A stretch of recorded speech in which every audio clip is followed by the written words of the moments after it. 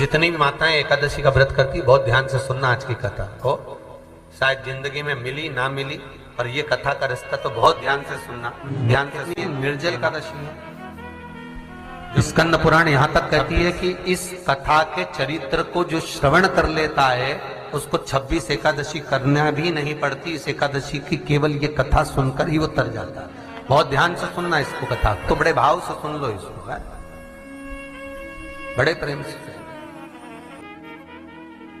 इसलिए सारी एकादशियों में निर्जला एकादशी की महत्वता शास्त्र प्रमाण करता है। महाराज निर्जला एकादशी का उद्यापन जो करा जाता है, उसका उद्यापन और प्रदोष का जो उद्यापन करा जाता है, इन दोनों का क्रम लगभग एक जैसा ही। तो निर्जला पहुंचे है, और निर्जला ने जाकर भगवान नारायण से निवेदन करा। भगवान विष्णु ने पूछा, क्या बात है निर्जला, आज तुम खेलती हुई यहां पर आकर खड़ी हो गई, क्या हुआ, क्या है? क्या तुमको गौलोक धाम में आनंद की अनुभूति नहीं हो रही जो तुम बैकुंठ में आई हो? निर्जला घूमती घूमती भगवान के सम्मुख में पहुंच गई। भगवान ने पूछ रहे हैं, बार बार पूछा, निर्जला हुआ क्या तुमको?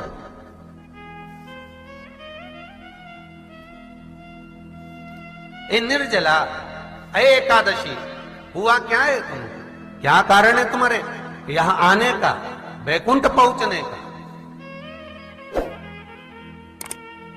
बहुत ध्यान देना महाराज।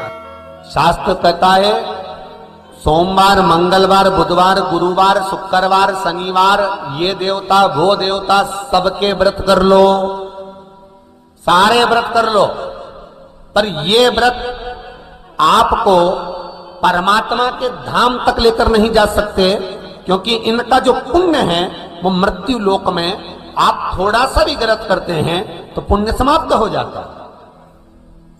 पर हिंदू धर्म के 3 व्रत ऐसे बता दिए जिन व्रतों का पुण्य समाप्त नहीं हुआ।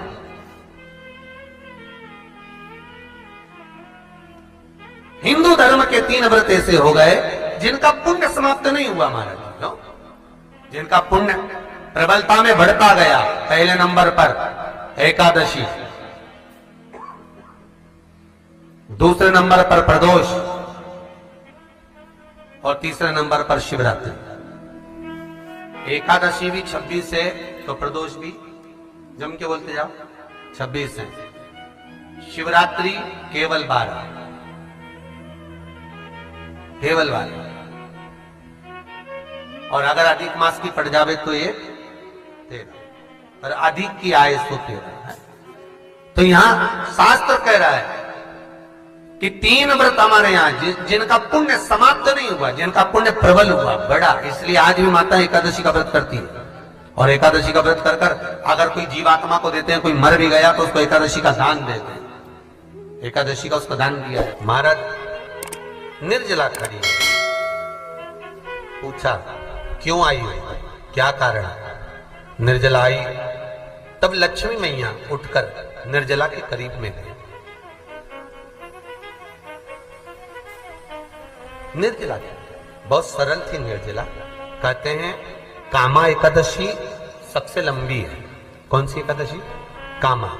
फिर मोक्षदा उससे नीची है महाराज, और निर्जला जो है बिल्कुल छोटा स्वरूप है। निर्जला का मतलब देखा जाए तो केवल 2 चोटी करी हुई है। मस्तक पर भोर लगा हुआ है निर्जला के, माथे पर बिंदी लगी हुई है निर्जला के, सुंदर गले में तुलसी की मालाएं पहनी है निर्जला, हाथ में जो हथ फूल जैसी माताएं पहले पहनती थी, आपको ध्यान में होगा, ऐसा बड़ा फूल होता था, अंगूठियां पड़ी होती थी, हाथ में ऐसा लगा रहता है। तो निर्जला हथ फूल भी तुलसी के धारण करी, बड़ा सुंदर स्वरूप है माता निर्जला का महाराज। छोटी है तो माता लक्ष्मी उनके पास में गई और निर्जला से जाकर पूछा, निर्जला तेरे आने का कारण क्या है, तू बता। नारायण आपसे पूछ रहे हैं कि क्यों आई हो, किस लिए आई हो, क्या है तुम्हारे आने का कारण?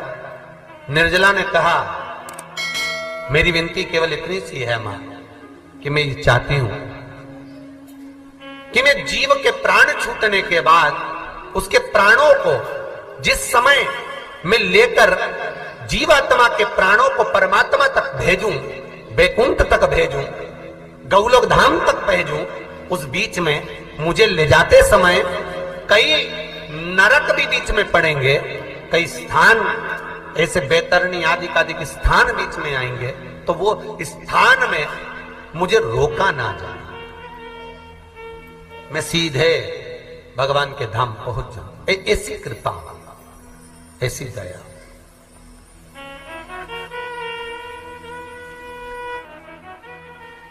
स्कंद पुराण यहां तक कहती है कि इस कथा के चरित्र को जो श्रवण कर लेता है उसको 26 एकादशी करना भी नहीं पड़ती। इस एकादशी की केवल ये कथा सुनकर ही वो तर जाता है। बहुत ध्यान से सुनना इसको, कथा को। सबसे पहला नियम एकादशी व्रत का, सबसे पहला नियम है कि आप जिस दिन व्रत करो उसके एक दिन पहले भक्ति का संचार इस हृदय में कर लो। भक्ति का संचार इस हृदय में कर लीजिए। जिस दिन आप व्रत करो, जैसे एकादशी का व्रत कर रहे हो, तो दशमी के दिन शाम का समय जब आवे, रात्रि जब होने लगे, शाम का समय आवे और रात्रि का आप जब भोजन ग्रहण करो, तो उस भोजन में कोई ऐसा पदार्थ ग्रहण मत करिए जिस पदार्थ के कारण आपकी एकादशी बिगड़ जाए।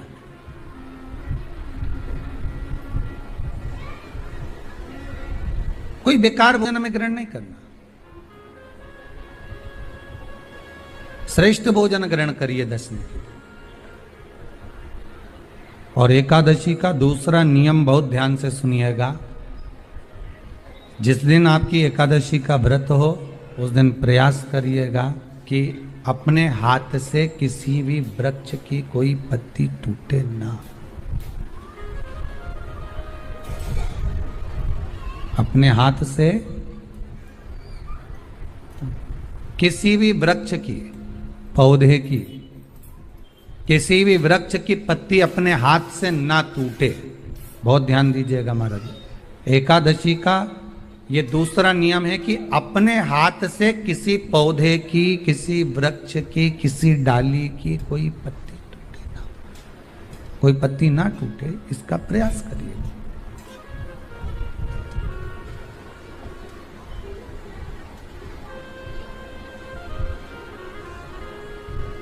कितना सुंदर व्याख्यान कहा है, कितना सुंदर वर्णन है महाराज,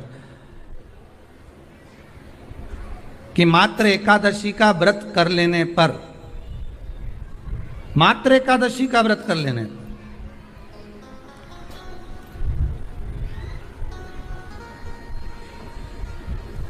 जो पूर्व में किया गया हमारा पाप कर्म है, हमने किसी जीव की हत्या करी है, हमने किसी को कष्ट प्रदान करा है, हमने किसी को अपशब्द कहा है, हमने किसी को ताने दिए, हमने किसी को आड़ा टेढ़ा कहा है, हमने किसी को गालियां दे दी है, मात्र एकादशी का व्रत ही कर लेने पर ये सारे जो दोष हैं वो समाप्त हो जाते हैं।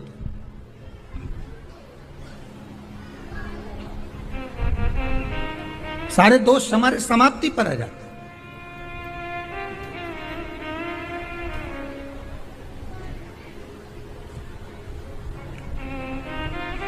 अब एक विचार करिएगा थोड़ा सा अपने मन में, अपने चित्त में, अपनी वृत्ति में एक बात उतारिएगा। एक अपने मन में एक बात को उतार कर रखिएगा कि आप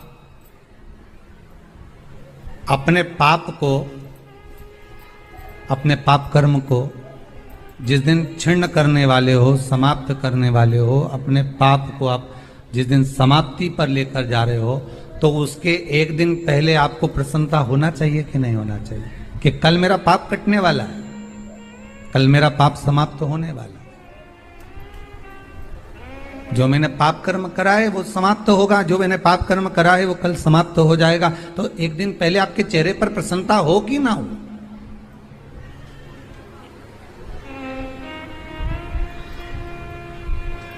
और चेहरे पर वो प्रसन्नता आपके आना चाहिए कि कल मेरा एकादशी का व्रत है, आज दशमी है, कल एकादशी का व्रत है, तो कल मेरी जब एकादशी का व्रत रहेगा तो मेरा ना जाने कितना कितना पाप, कितना असत्य, कितना झूठ, कितना प्रपंच वो समाप्त हो जाएगा। इसमें मुझे प्रसन्नता हो, इसमें मुझे आनंदता हो।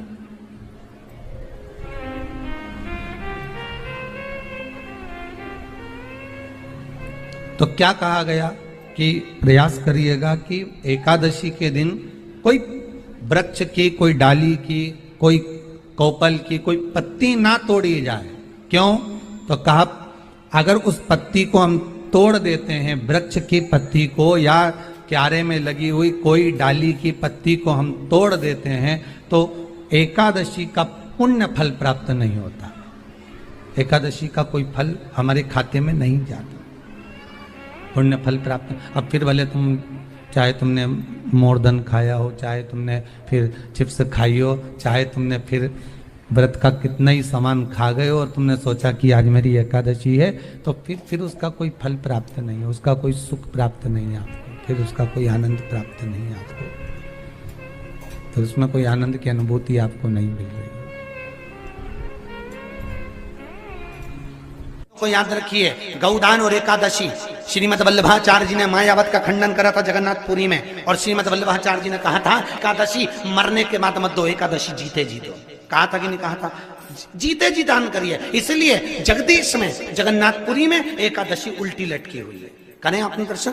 जगदीश में एकादशी को उल्टा लटकाया, क्यों? क्योंकि वल्लभ ने कहा कि एकादशी जीते जी दो। कई पंडितों कहते हैं तुम्हारे दादाजी मर गए, जब 12वें का दिन होता है ना तो पंडित जी संकल्प छुड़ाते हैं, देव एकादशी। बड़े बेटे ने 5 दे दी, छोटी बहू ने 3 दे दी, उसने 2 दे दी, उसने 2 दे दी, तो क्या तुम्हारे दादाजी भिखारी थे जो तुम्हारी एकादशियां लेकर जाएंगे? और तुम कौन होते हो दादाजी को एकादशी देने वाले? तुमने कौन सा इतने पुण्य कर लिए जो तुमने एकादशी दे दी? एकादशी के दान की महत्वता श्रीमद वल्लभाचार्य जी ने कहा कि कोई व्यक्ति अगर खटिया पर सड़ रहा है, पलंग पर तड़प रहा है, हॉस्पिटल में पड़ा हुआ है, तो निवेदन है कि उसको देखने जाओ तो अपनी करी हुई एकादशी में से 2 एकादशी का दान उसको तुरंत दे दो। क्यों? तो जिससे उसको मोक्ष मिल जाए, मरने के बाद नहीं। क्योंकि मरने के बाद तो वो 10वें के दिन, गरुड़ पुराण में लिखा है 10 दिन तक जीवात्मा घर की अटारी पे रहती है। कितने दिन? 10 दिन।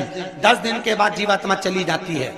कहां जाती है? उसको जहां जाना है। 3 दिन में उसको भोग भोगना पड़ता है जीवात्मा को। 3 दिन नरक का भोग भोगती है, उसके बाद स्वर्ग का भोग भोगती है। 18 दिन में ये प्रोसेस पूरी हो जाती है। कितने दिन? 18 दिन। 18 दिन के बाद में उस जीवात्मा को धान के खेत में पटका जाता है। किसके खेत में? धान के, चावल के खेत में। इसलिए कहते हैं एकादशी के दिन चावल मत खाओ। कहते कि नहीं कहते? और क्या कहते हैं? द्वादशी के दिन चावल खाना जरूरी है। एकादशी का पालना करना है तो द्वादशी को चावल का 1 ग्रास खाओ, तब द्वादशी को चावल खाओगे तो एकादशी लगेगी।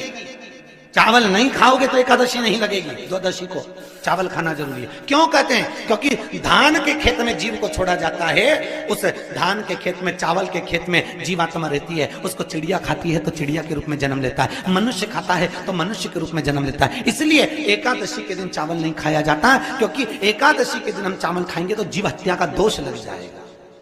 फिर कब खाना है? द्वादशी के दिन। द्वादशी के दिन क्यों खाया जाता है? क्योंकि हम एकादशी के व्रत करे रहते हैं, और पहला घासा जब चावल का खाते हैं तो अपनी करी हुई एकादशी का पुण्य जितने जीव हमारे मुंह में जाते हैं उनको उसका पुण्य मिल जाता है, और उनका फिर जन्म नहीं होता, वो तर जाते हैं, उनको एकादशी का भाग मिल जाता है। इसलिए कहते हैं एकादशी को चावल मत खाओ, पर द्वादशी को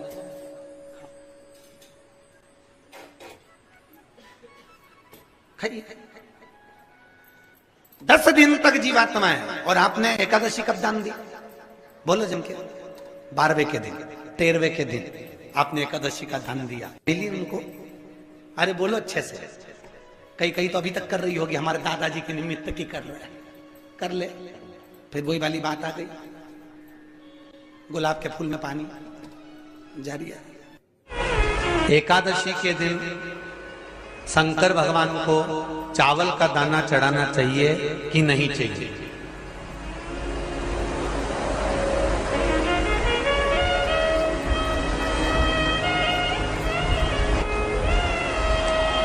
बीमार व्यक्ति से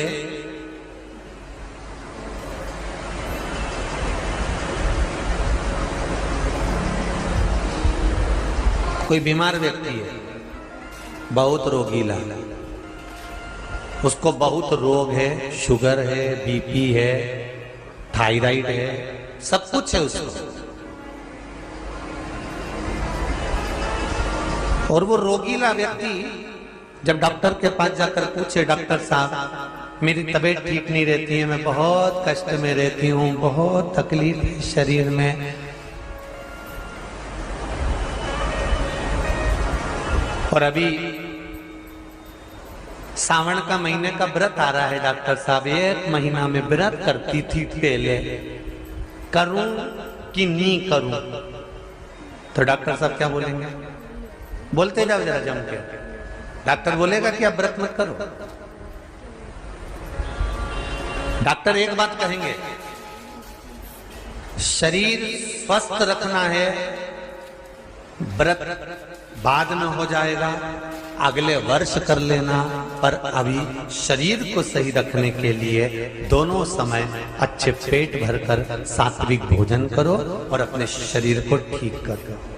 सात्विक भोजन अपने शरीर को, व्रत बाद में भी हो जाए, अगले वर्ष हो जाए।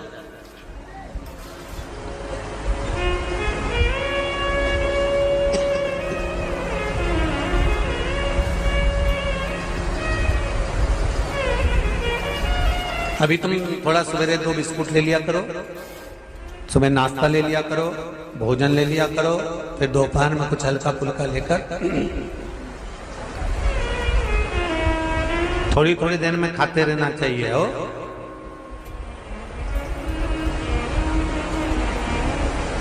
थोड़ा थोड़ा खाओ, थोड़ी थोड़ी देर में खाओ, एक साथ सुरसा जैसे मत निपटा जाए, थोड़ा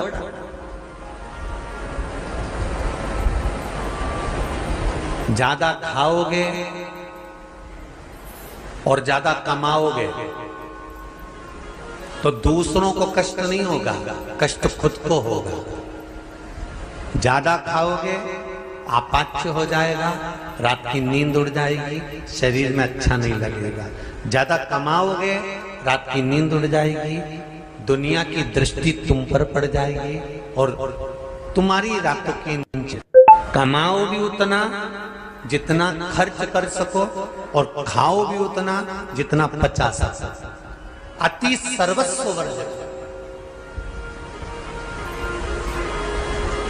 डॉक्टर कहेंगे ये तुम्हारा व्रत जो है ना अगले साल कर लेना, इस साल मत करिए, इस साल तो आराम से भोजन वोजन करो तुम लोग, बढ़िया प्रेम से खाओ पिए। तो उसी तरह किसी ने पूछा कि चावल का दाना एकादशी पर भगवान शंकर को चढ़ा सकते हैं, चावल का दाना शंकर जी को चढ़ाते क्यों है, पहले तो वो समझ लो।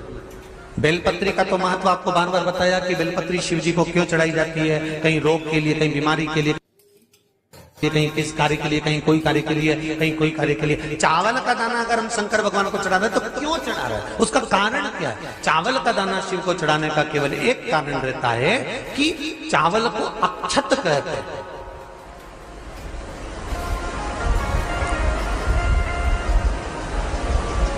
अक्षत का मतलब होता है अक्षय।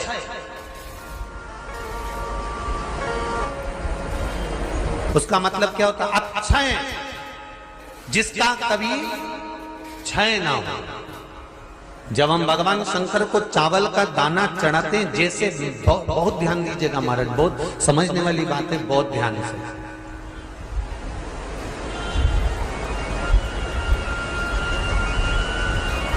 चावल का दाना हमारे मस्तक पर तिलक करने के बाद पंडित जी क्यों लगाते हैं कि भगवान जैसा समय आज चल रहा है, आप पूजन कर रहे हो, पाठ कर रहे हो, दान कर रहे हो, पुण्य कर रहे हो, सत्कर्म कर रहे हो, भजन कर रहे हो, मेरा देव अधिदेव महादेव, मेरा नारायण, मेरा सत्यनारायण भगवान, मेरा राम जी, मेरा विष्णु जी, मेरा भागवत मैया, मेरी रामायण मैया, ब्राह्मण मस्तक पर तिलक लगाने के बाद चावल इसलिए लगाता है कि जैसा समय आज चल रहा है, भगवान तुमको ऐसा ही समय बनाकर रखे और तुम ऐसे ही चार चांद लगाते रहो, दान पुण्य संकीर्तन करते रहो। इसलिए मस्तक पर चावल का दाना लगाया जाए।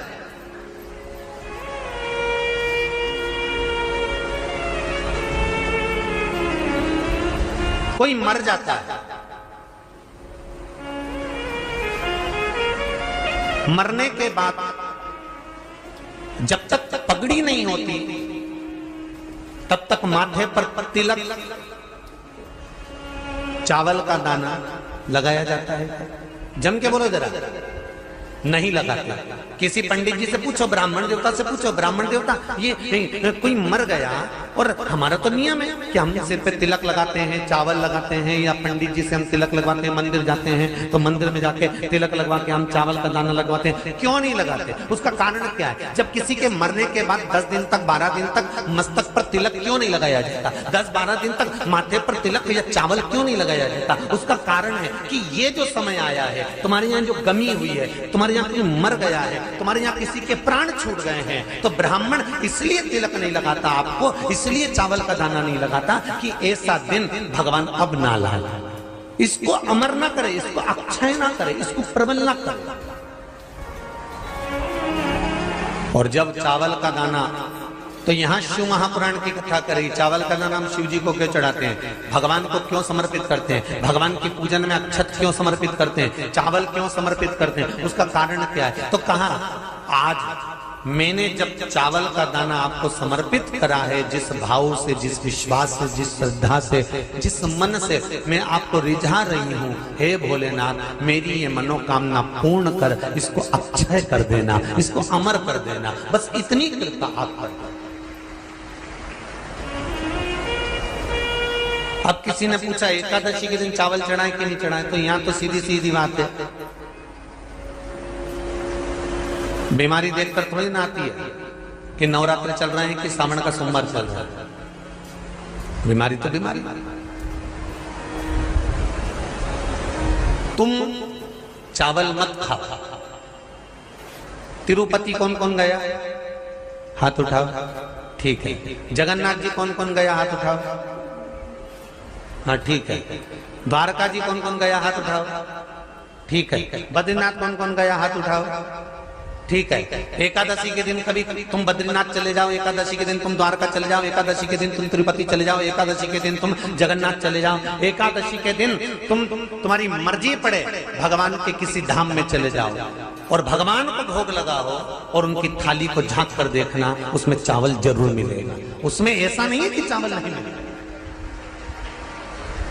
बद्री नारायण में भगवान को चावल का भोग लगा हुआ मिलेगा, द्वारका में चावल का भोग लगा हुआ मिलेगा, आपको जगन्नाथ में चावल का भोग लगा हुआ मिलेगा, तिरुपति में मिलेगा, द्वारकाधीश में मिलेगा, नाथू द्वारा में मिलेगा, सांवरिया सेठ में मिलेगा, काकरोली जी में मिलेगा। आप जहां जाओगे वहां पर एकादशी के दिन भगवान को चावल आएगा, क्योंकि भगवान के लिए परहेज नहीं है। जो काम में डूबा हुआ है, जो आसक्ति में डूबा हुआ है, जो लोभ में डूबा हुआ है, जो वासनाओं में डूबा हुआ है, जो तृष्णा में डूबा हुआ है, और जो माता के गर्भ से जन्म लिया,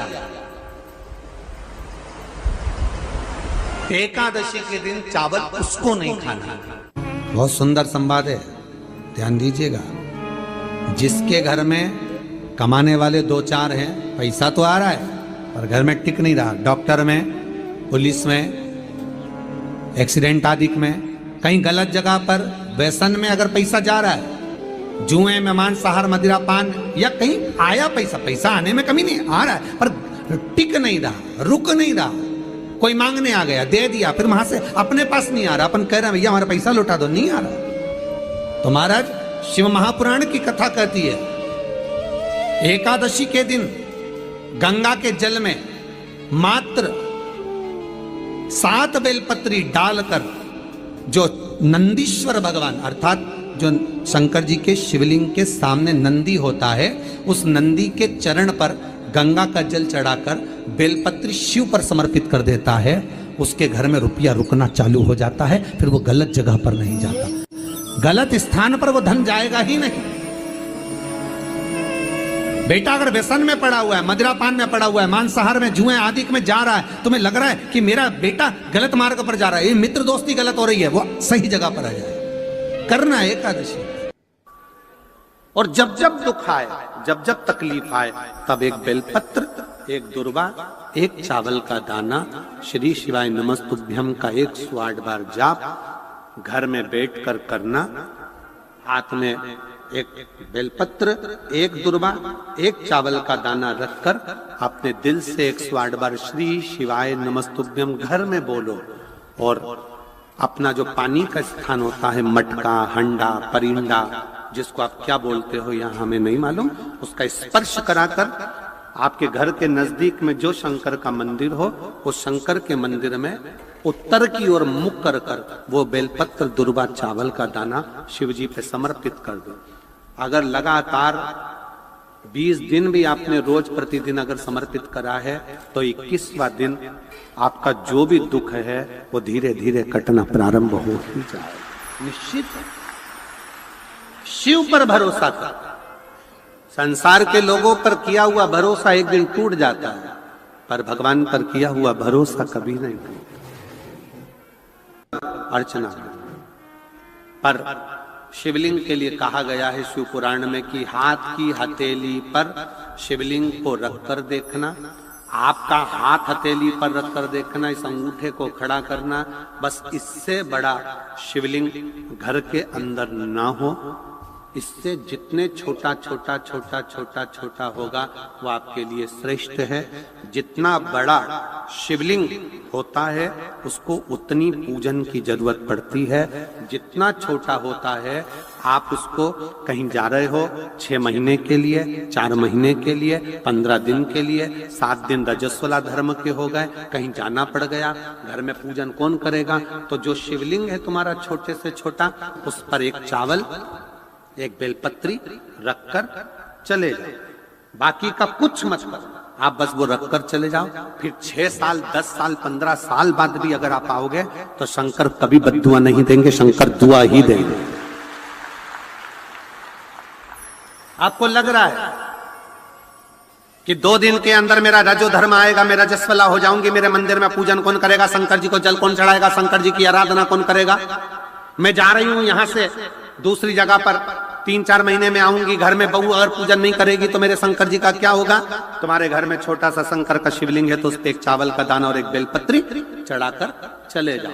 फिर कोई हाथ भी ना लगाए चलेगा, कोई नहलाए तो ठीक, नी नहलाए तो ठीक, पूजन करे तो ठीक, नी करे तो ठीक, दिया जलाए तो ठीक, अगरबत्ती लगाए तो ठीक, नी लगाए तो ठीक, वो कभी बद्दुआ नहीं देता। शंकर घर का बाप है, वो हमेशा दुआ ही देता। शिवलिंग में भेद नहीं। छोटे से छोटा, जितना छोटा शिवलिंग होगा, शिवलिंग की आकृति जितनी छोटी होगी घर के अंदर उतना सुख देता, उतना आनंद देता। नमन है आपको। बाबा देवाधिदेव महादेव की कृपा, करुणा, उदारता, दया आप सभी पर नित्य बनी रहे। शंभु शरणी पड़ी मांगू घड़ी रे दुख कारो दया करी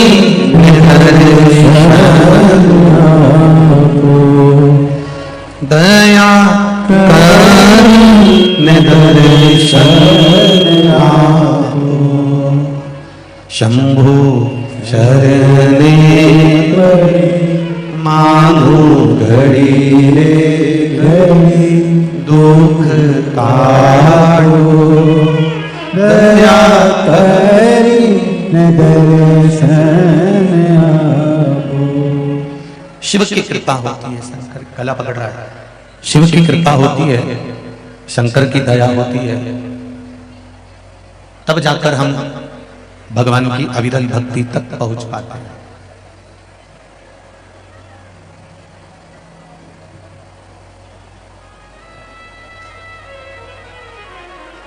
जिंदगी में मानव देह को धारण करना और मानव देह धारण कर कर भगवान की अविरल भक्ति तक पहुंच जाना, ये बड़ा कठिन विषय है। जिसने मृत्यु लोक में जन्म लेने के बाद भी अगर भगवान का भजन नहीं करा, मृत्यु लोक में जन्म लेने के बाद भी अगर कीर्तन स्मरण मंत्र जाप नहीं किया है, तो महाराज ये निश्चित है कि 84 लाख योनि में 20 लाख जो योनियां हैं वो वृक्ष और लताओं की हैं।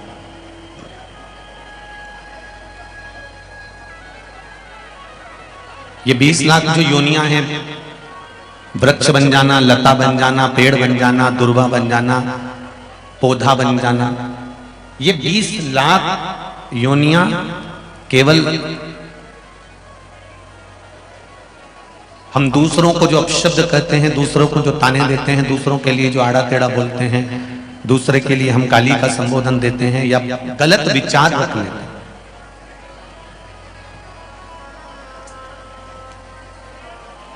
ये वृक्ष, ये डालियां, ये पौधे, ये लताएं, ये जितनी भी ये योनियां हैं, ये सब इसी को प्रमाणित करती हैं कि हमने अगर किसी को अपशब्द कहा है, किसी को ताने दिए हैं, किसी को गालियां दी हैं, किसी को आड़ा टेढ़ा बोला है, तो ये वृक्ष जो फलदार बनते हैं, जिसमें आम लगे होते हैं, जिसमें बेर लगे होते हैं, जिसमें फल लगे होते हैं, जिसमें फूल लगे होते हैं, ये वृक्ष भी भगवान से बार बार निवेदन करते हैं कि अगली बार हमको फलदार मत बनाना, अगली बार हमको पुष्प वाला मत बनाना, क्योंकि फलदार जो वृक्ष होता है उसमें फल तो लगे होते हैं पर उसमें पत्थर बहुत मारे जाते हैं।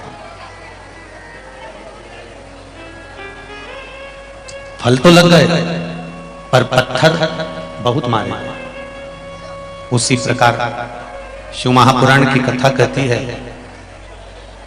आपने किसी को अपशब्द कहा होगा, आपने किसी को आड़ा टेढ़ा बोला होगा, आपने किसी को आड़ा टेढ़ा शब्द से संबोधित किया होगा, कुछ बोल दिया होगा, तो वृक्षों में भी एक वृक्ष फल वाला आपको बना दिया जाता है, जिससे जिसको आपने गालियां बकी होगी, अपशब्द कहा होगा, ताने दिए होंगे, तो वो आड़ा टेढ़ा जिसको बोला गया होगा वो आप पर पत्थर का प्रहार कर सके। शिव महापुराण की कथा कहती है,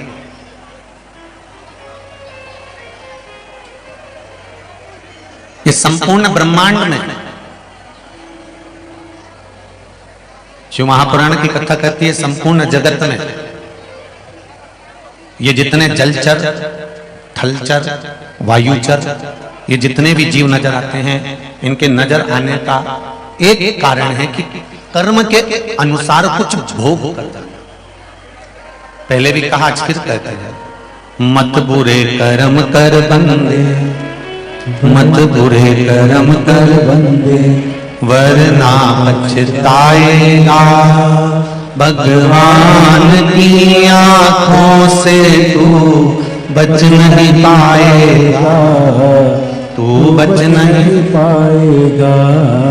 अरे ओ अज्ञानी मत कर नादानी, अरे ओ अज्ञानी मत कर नादानी।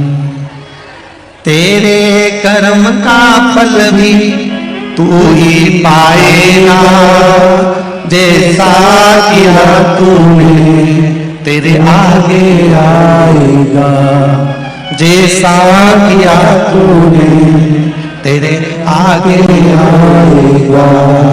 मत बुरे कर्म कर बंदे, वरना पछताएगा, भगवान की आंखों से तो बच नहीं पाएगा, तो बच नहीं पाएगा। हमने जैसा कर्म करा उसके अनुसार हमें फल भोगना पड़ता है।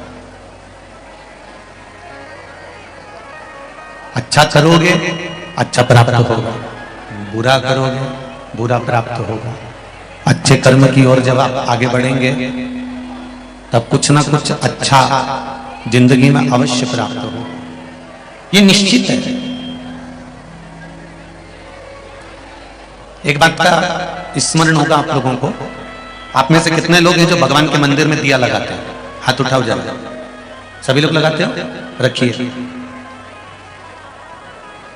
मंदिर में दिया, मंदिर में दीप क्यों जलाया जाता है?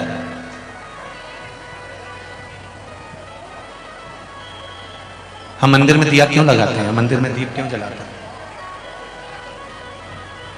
मंदिर में दीप जलाने का कारण क्या है?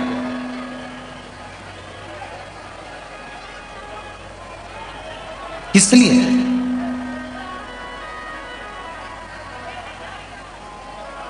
मंदिर में दीप जलाने का कारण क्या हो सकता है? मंदिर में दीप किस लिए जलाया जाता है? हम मंदिर जाकर भगवान को दीप क्यों लगाते हैं? किस लिए लगाते हैं? शंभु। ओम नमः शिवाय। ओम नमः शिवाय। ओम नमः शिवाय।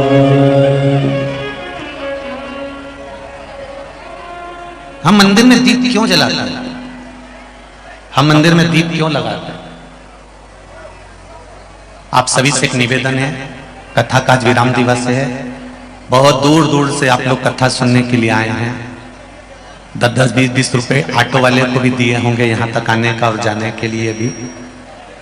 मात्र 3 घंटे की कथा में से आधा घंटा तो आशीष भैया ले जाते हैं, बचते हैं 2.5 घंटे। उस 2.5 घंटे में से थोड़ा सा समय भजन में निकल जाता है, बचता है थोड़ा समय शंकर भगवान से लगन लगा लो।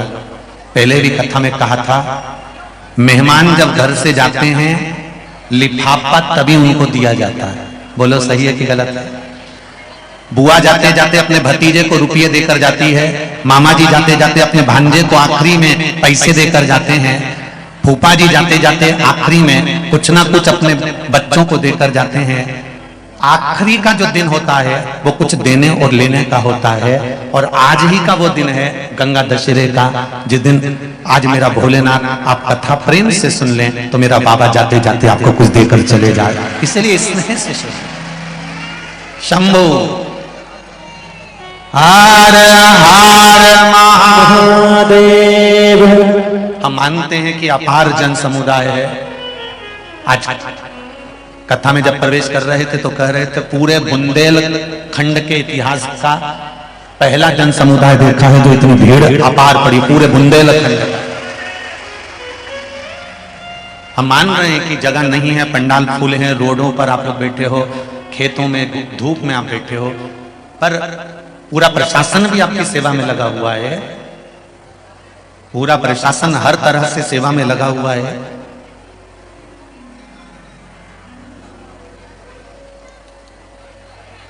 शिव भक्ति में शंकर के स्मरण, आपका चित्तवृत्ति, आपका मन परमात्मा को दिया जाए। दिया क्यों लगाते हैं? हम मंदिर में दीप क्यों लगाते हैं? दिया लगाने का कारण क्या होता है? दिया लगाने का केवल एक कारण होता है, हम भगवान के मंदिर में प्रकाश करने के लिए दिया नहीं लगाते, हम भगवान के मंदिर में उजाला करने के लिए दिया नहीं लगाते। शिव महापुराण, पद्म पुराण और हमारा शास्त्र वर्णन करता है कि हम जब भगवान के मंदिर में दिया लगाते हैं, दीप प्रज्वलित करते हैं, तो दिया परमात्मा के लिए नहीं लगाते। जब हम दीप प्रज्वलित करते हैं तो जैसे ही मंदिर में प्रकाश होता है वैसे ही हमारी जिंदगी में चारों तरफ प्रकाश होना प्रारंभ हो जाता है।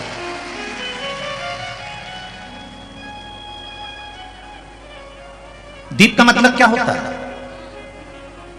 सूर्य देवता की साक्षी। शिव पंचायत शिव महापुराण की कथा आप लोगों ने सुनी थी? शिव पंचायत शिव महापुराण की कथा यदि आप लोगों ने सुनी थी तो उसमें वर्णन करा था कि प्रत्येक पूजन में, अर्चना में, यज्ञ में, अनुष्ठान में, भगवान की भक्ति में सूर्य की साक्षी होना जरूरी होता है।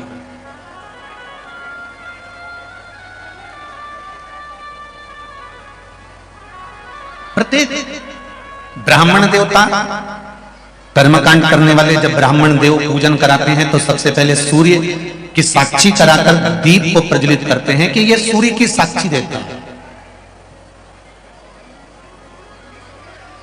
ये केवल सूर्य नहीं है, ये केवल दीप नहीं है, ये सूर्य की साक्षी देने वाले। महाराज संकल्प करते समय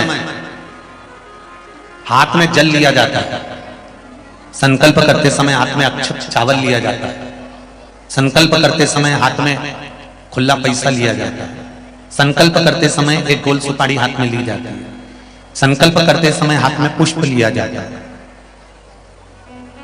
इन सभी चीजों का प्रमाण क्या है?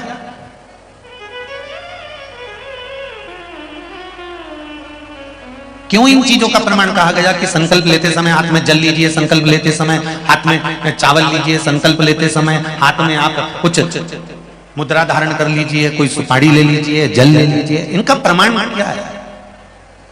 अगर किसी कर्मकांडी ब्राह्मण से पूछेंगे तो वो बताएगा इस जल में, अक्षत में, सुपाड़ी में, मुद्रा में, पुष्प में हमारी एक पीढ़ी संकल्प देने के लिए नहीं आई है।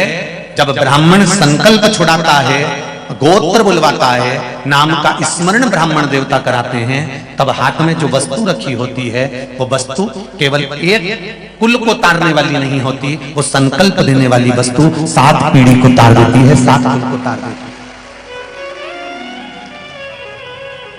उसी तरह मंदिर में लगाया गया दिया केवल मंदिर को प्रकाशित नहीं करता, मंदिर में लगाया गया दीप केवल मंदिर को उजाला नहीं करता, मंदिर में लगाया गया दीप सबसे पहले अगर प्रकाश देता है, सबसे पहले उजाला देता है। तो हमने जैसे ही दीप को प्रकट करा और प्रकट करते से वो दिए ने सबसे पहले प्रकाश हमारे हृदय में करा और हमारी जिंदगी में करा, हमारे जीवन में वो प्रकाश करा।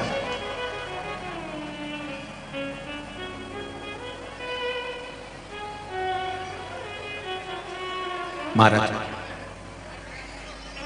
जो बुजुर्ग होते हैं ना, बड़े होते हैं ना, वो हमेशा ज्ञान की बातें ही करते रहते हैं और आपको समझाते रहते हैं।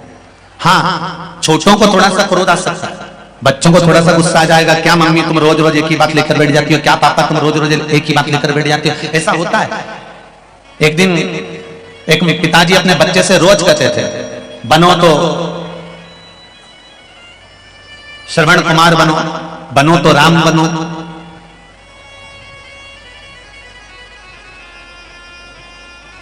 प्रतिदिन एक माता पिता अपने बच्चे को रोज डांटते, बनो तो राम बनो, बनो तो श्रवण बनो, बनो तो राम बनो, बनो तो श्रवण बनो। एक दिन बच्चे को क्रोध आ गया और बच्चा गुस्से में आकर बोला, क्या पापा मम्मी रोज राम और श्रवण बनने को कहते हो, कभी कृष्ण बनने को तो कहते ही नहीं हो। माता पिता ने कहा, हम तुम्हें कृष्ण बनने को कह देंगे पर तुम कृष्ण के गुण नहीं देख पाओगे। भगवान कृष्ण ने चीर चुराया तो तुम भी कुछ ना कुछ गलत करोगे, भगवान कृष्ण ने माखन चुराया तो तुम उनकी चोरी की लीला को पकड़ोगे, तुम श्रेष्ठता नहीं पकड़ोगे।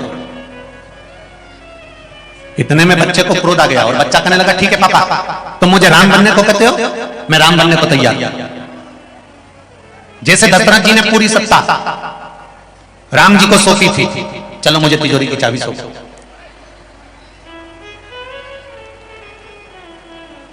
बड़ों का छोटों को जो उपदेश होता है वो ज्ञान प्रदान करने वाला होता है। छोटों को जो उपदेश दिया जाता है वो ज्ञान के लिए दिया जाता है। और बहुत समझने वाली बात है, बाजार में तुम्हारे सागर में आम की कीमत कितनी है, जम के बोलो जरा, 60 रुपए, 80 रुपए, 100 रुपए किलो। सेवफल की कीमत कितनी होगी, 60 रुपए, 80 रुपए, 100 रुपए। जितने भी गीले फल होते हैं, अंगूर है, सेवफल है, आम है, संतरे हैं, मौसम्बी है, चीकू है, केले हैं, ये जितने भी गीले फल हैं, बाजार में जाकर इनकी कीमत पूछोगे तो 100 रुपए, 80 रुपए, 40 रुपए, 50 रुपए इतनी कीमत होगी। और बाजार में ये तो गीले फल हैं। और सूखे जो फल होते हैं, जैसे अंगूर की कीमत पूछो और अंगूर जब सूख जाए, उसकी जब किशमिश बन जाए, उसकी कीमत पूछो कितनी होगी। किशमिश की कीमत अंगूर की कीमत से ज्यादा होगी कि नहीं होगी? अरे जम के तो बोलो, होगी ना। गीले फल की कीमत कम होती है और सूखे ड्राई फ्रूट्स की कीमत, सूखे फल की कीमत ज्यादा होती है। उसी तरह एक साधारण सा युवान व्यक्ति और एक बुजुर्ग व्यक्ति, इन दोनों में सबसे ज्यादा जो कीमत वाला होता है वो बुजुर्ग होता है, क्योंकि उसकी सूख कर कीमत हो गई। संसार सागर में आकर उसने ना जाने कितने दुख झेले हैं। संसार सागर में आने के बाद उसने ना जाने कितने तकलीफों को झेला है, ना जाने कितने कष्ट को झेला है, ना जाने कितने दुखों को झेलकर उसने अपनी जिंदगी का यापन करा है। एक साधारण विषय नहीं, एक बुजुर्ग, जितने भी बूढ़े व्यक्ति नजर आते हैं दुनिया के नवयुवक बच्चों को, तो उनको देखकर हंसी आती है कि ये बुजुर्ग हैं, इनका हाथ कांपता है, इनके मुख कांपता है, इनके चलने में इनको तकलीफ आती है। पर देखा जाए तो बुजुर्ग की जो कीमत है, एक वृद्ध व्यक्ति की जो कीमत है, वो घर में रहने वाला जो बूढ़ा व्यक्ति है उसकी कीमत जब समझ में आती है, जब बुजुर्ग व्यक्ति उस घर से चला जाता है, उसकी कीमत तब समझ में आती है। उसकी कीमत को समझो। उसकी कीमत को जानिए। मेरे भोले तेरा सहारा है, मेरी नैया का तू किनारा है, मेरी नैया का तू किनारा है। शिव भक्ति की कीमत को समझ। संत, साधु, सन्यासी, तपस्वी, साधक, उपासक, इनकी कीमत को हमें समझना। महाराज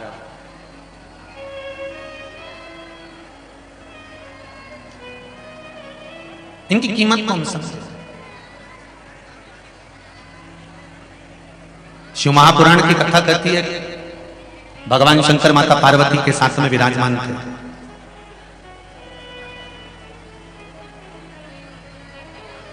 भगवान वो घड़दानी मां जगतजननी के साथ में विराजमान, और आज भगवान शंकर के नेत्र से एक अश्रु गिर गए।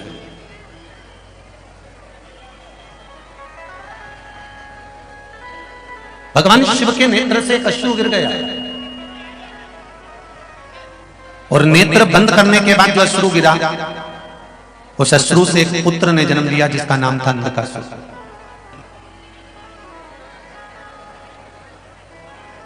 एक पुत्र ने जन्म लिया जिसका नाम नरकासुर। महाराज पार्वती जी ने उसको गोदी में ले लिया, और मां जगतजननी पार्वती जी ने जब उसको गोदी में लिया,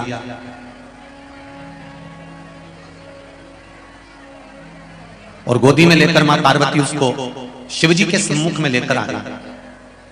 शंकर भगवान के सामने लेकर आकर माता पार्वती जी ने कहा, यह आपका पुत्र है। शिवजी ने कहा, पार्वती इसको ले जाकर समुद्र में फेंक दो। ये मेरे नेत्र बंद करने के बाद प्रकट हुआ है, और नेत्र बंद करने के बाद प्रकट हुआ, इसलिए इसकी कोई कीमत नहीं। इसको उठाओ, समुद्र में डाल।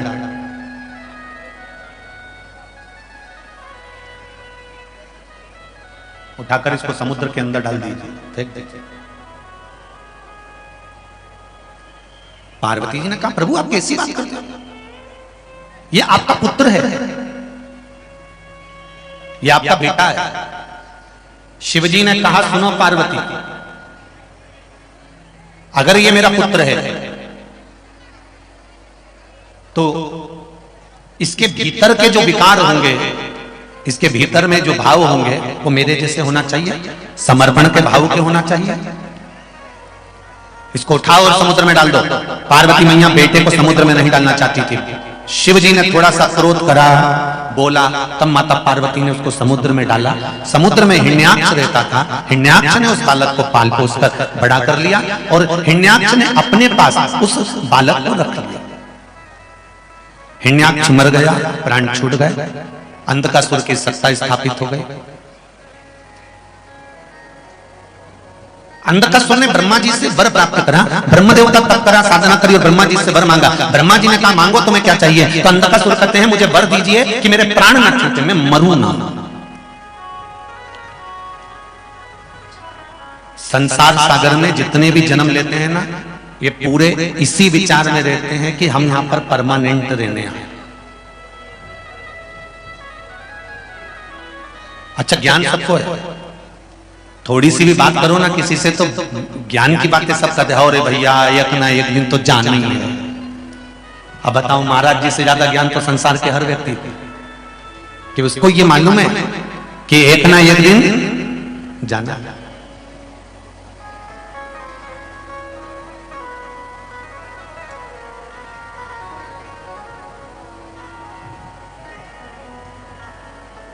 एक दिन प्राण छूट जाना।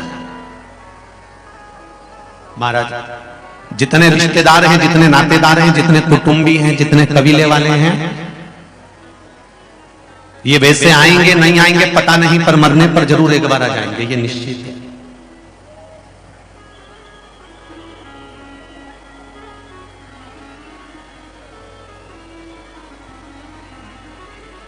अंधकासुर को भी ये लगा कि मैं मरूं ना।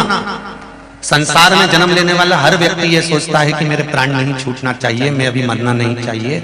और बिल्कुल सत्य है, एक चींटी को भी अगर आप थोड़ा सा पकड़ने का प्रयास करोगे तो वो चींटी भी भागती है। एक चींटे को भी पकड़ने का प्रयास करोगे तो वो चींटा भी भागता है। एक झिंगुर, एक खटमल, एक माथे में रहने वाला जूं, उसको भी पकड़ने का प्रयास करोगे तो वो भी भागता है।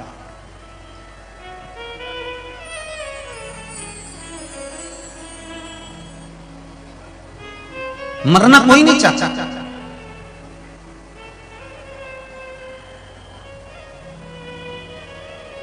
परमात्मा ने एक नियम बहुत अच्छा बना रखा है कि मुट्ठी बांधे आया जग में, हाथ पसारे जाएगा। क्या तू लेकर आया जग में, क्या तू लेकर जाएगा। इस कहावत में कहा गया कि क्या तू लेकर आया, क्या तू लेकर जाएगा, मुट्ठी बांधे आया और हाथ पसारे जाएगा। पर शिव महापुराण की कथा कहती है कि तुम जितने लोग शिव महापुराण की कथा सुन रहे हो, जितने आस्था चैनल पर सुन रहे हो, जितने फेसबुक यूट्यूब पर सुन रहे हो, जितने आज गंगा दशहरे के पावन अवसर पर शिव महापुराण की कथा इस पंडाल में सुन रहे हो, एक बात याद रखना कि मुट्ठी बांधे आए पर यह पक्का है कि तुम खाली हाथ नहीं जाओगे। अपना किया गया सत्कर्म, अपना किया गया भजन, अपना किया गया कीर्तन, अपना किया गया मंत्र जाप, अपना किया गया नाम जाप, अपना किया गया नाम स्मरण, जो तुमने परमात्मा का भजन करा है, कीर्तन करा है, मंत्र जाप करा है, स्मरण करा है, इस चिलचिलाती हुई धूप में, ऐसी तपन में बैठ बैठ कर शिव महापुराण की कथा सुनी है, तो ये कोई दूसरा लेकर नहीं जाएगा, तुम्हारा पुण्य तुम्हारे साथ में जाएगा।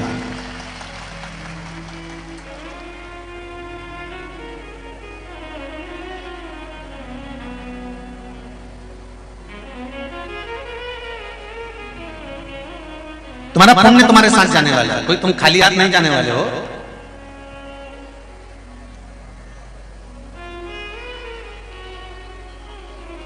किसी ने श्री शिवाय नमस्तुभ्यं, श्री शिवाय नमस्तुभ्यं, श्री शिवाय नमस्तुभ्यं, श्री शिवाय नमस्तुभ्यं, श्री शिवाय नमस्तुभ्यं। शिव का स्मरण, मंत्र जाप। कहा मृत्यु निश्चित है, आएगी, मरना पड़ेगा, इसको कोई टाल नहीं सकता।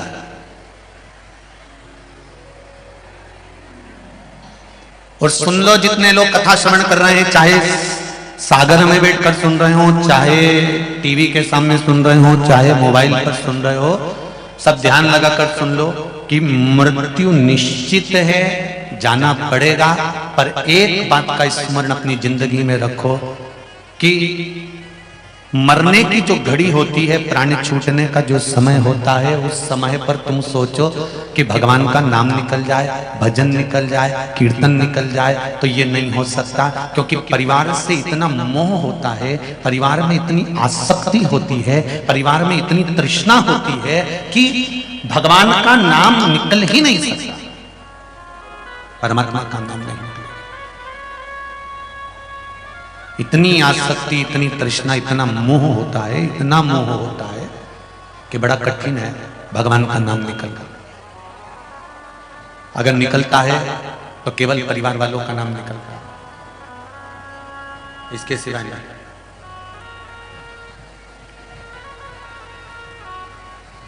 तो क्या करना है? जितने गांव के लोग बैठे होंगे वो एक बात जानते होंगे, पानी गिरने से पहले गांव का व्यक्ति अनाज कोठी में भर के रख लेता है। बोलो सही है कि गलत है? अरे बोलो, जरा जम के बोलो।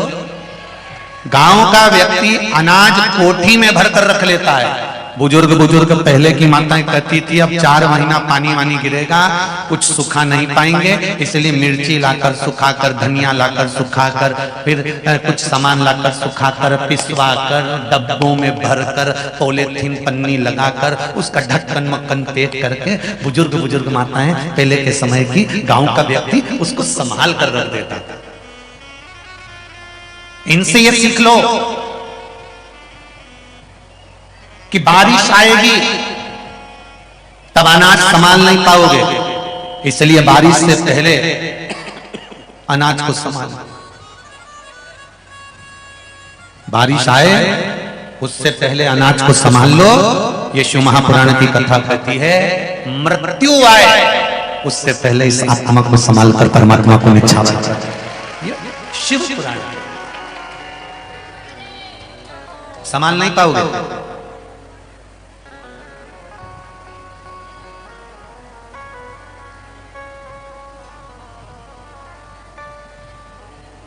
घर में शादी आती है तो तैयारी शादी वाले दिन करते हो कि पहले से करते हो? पहले से। क्यों? क्योंकि शादी वाले दिन तो लड़की की शादी है तो दूल्हा घोड़ी चढ़ के आएगा, और अगर लड़के की शादी है तो वो घोड़ी चढ़कर जाएगा।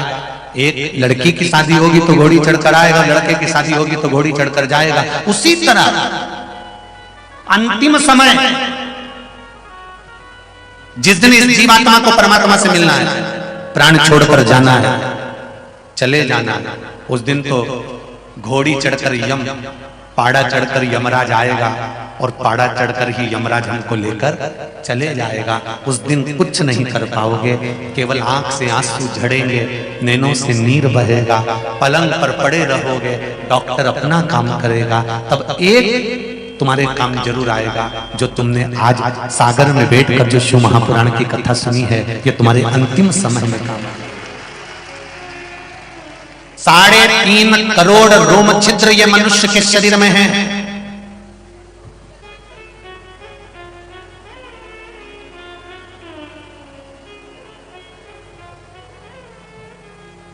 एक रोम छिद्र चाहता है कि आप भगवान का भजन करें। एक कथा पहले कही, आज फिर कह रहा है। द्रौपदी ने बुलाया और भगवान कृष्ण दौड़ कर गए। द्रौपदी आवाज लगाई, भगवान कृष्ण दौड़ कर गए। तो सत्यभामा जी ने कन्हैया जी से कह दिया, सत्यभामा जो थी ना थोड़ा बहुत तेज थी, और सत्यभामा जी ने भगवान कृष्ण से कहा कन्हैया कहां जा रहे हैं? आज मेरा ठाकुर इतनी जल्दी कहां जा रहा है?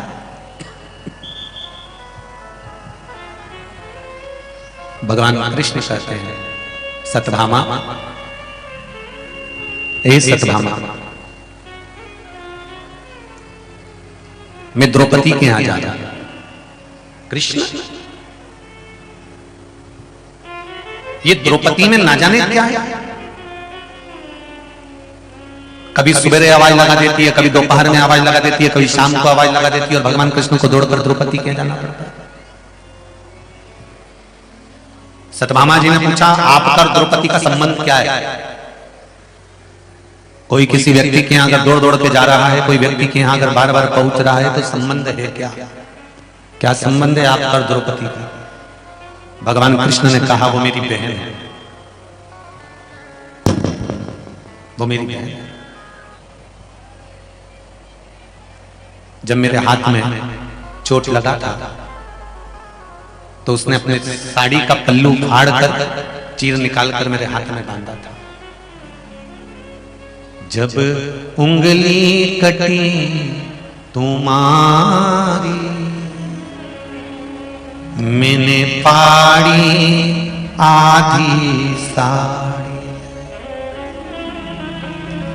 क्या भूल गए गिरधारी जब उंगली कटी तुम्हारी,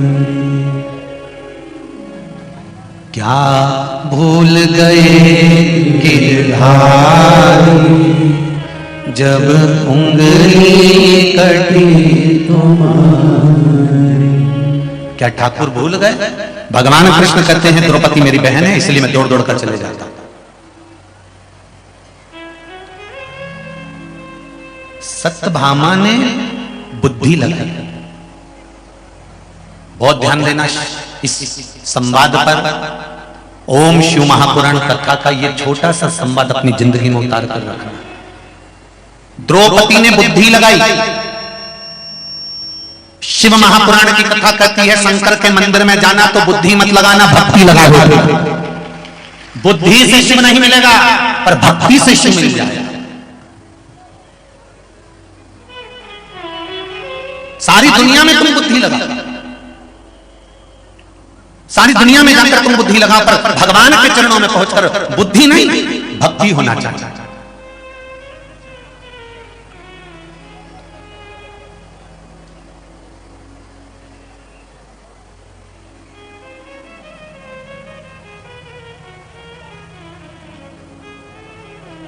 एक व्यक्ति ने प्रश्न किया था, गुरुजी आपने कभी शंकर जी को देखा है?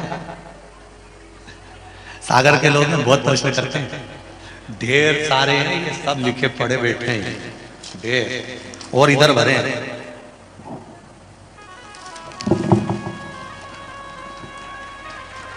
सागर है, जब नाम सागर है तो पत्रों का भी तो सागर होगा। सब यही रखे हैं। हो जिन जिन को फायदा मिला है शिव महापुराण की कथा सुनने से, उनके पत्र यहीं पर है। मेरा तो एक आध बार आप सबसे निवेदन है कि इन पत्र को एक बार योग लगे तो एकांत में बैठकर पढ़ भी लेना कि इन पत्रों में कितने दिल से लोगों ने अपना भाव व्यक्त करा। किसी ने पूछा, गुरुजी आपने कभी शंकर जी को देखा है? आपने देवादिदेव महादेव को कभी देखा? हमने कहा ऐसे एकदम प्रत्यक्ष में तो कभी दिखा नहीं, पर यह जरूर है उसकी अनुभूति हर पल दिखती है, हर घड़ी दिखती है, हर क्षण दिखती है।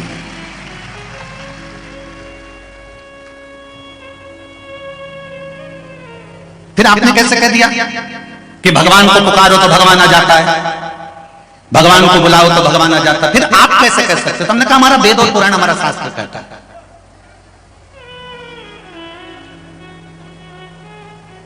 तो उन्होंने कहा कि वेद और पुराण शास्त्र कहता है, इसलिए आपने मान लिया कि भगवान आता है। हमने कहा बिल्कुल ऐसा होता है। हमने कहा मानने से नहीं होता। तो तुम्हारा जब जन्म हुआ था, तुम पैदा हुए थे, तो तुम पैदा हुए बच्चे को बताया गया था कि तुम्हारे बाप यही हैं, तो तुमने उसको बाप माना कि नहीं माना? तुमको बताया गया था कि तुम्हारे बाप ये हैं, तुम्हारे पिता ये हैं, तो तुमने उसको पिता माना। तुम्हें बताया गया जन्म के बाद तुम्हारी माँ ये है, तो तुमने उसको माँ माना। तुम्हारे जन्म के बाद बताया गया तुम्हारे दादाजी ये हैं, तो तुमने उसको दादा माना। तुम्हें बताया गया तुम्हारे जन्म के बाद तुम्हारी दादी ये हैं, तो दादी माना गया। तुम्हारे जन्म के बाद बताया गया तुम्हारी बहन ये है, तुमने बहन मान लिया। तुम्हारे जन्म के बाद बताया गया तुम्हारा भाई है, तो तुमने उसको भाई मान लिया। तो हमारे वेद और पुराण शास्त्र बताते हैं कि परमात्मा है और आता है, तो क्यों ना माने? हमारा वेद और पुराण, हमारा शास्त्र, हमारे ऋषिवर बताते हैं कि परमात्मा है, मिलेगा, आएगा, हर पल मिलता है, हर पल। जरा विचार करिए, एक छोटा सा अगर उसका मिलन नहीं होता तो आज ये पंडित प्रदीप मिश्रा तुम्हारे बीच में नहीं होता, नीलकंठ में कब का चला गया होता। हरिद्वार में जब कथा हुई, एक्सीडेंट हुआ, सारी गाड़ी उल्टा पुल्टा हो गई, खाई में जाकर गिरती, तो बचाने वाला कौन था? ये पत्र लिखा एक बहन ने, देखो पत्र कितना सुंदर है, उसको समझिए।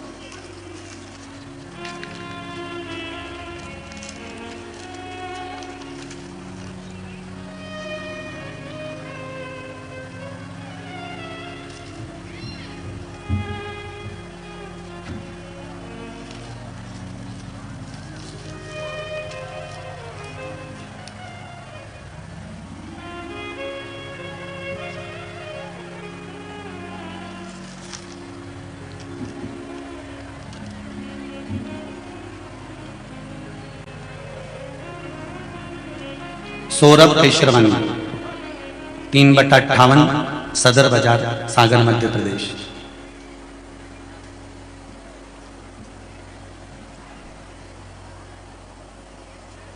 कहीं बैठे हैं?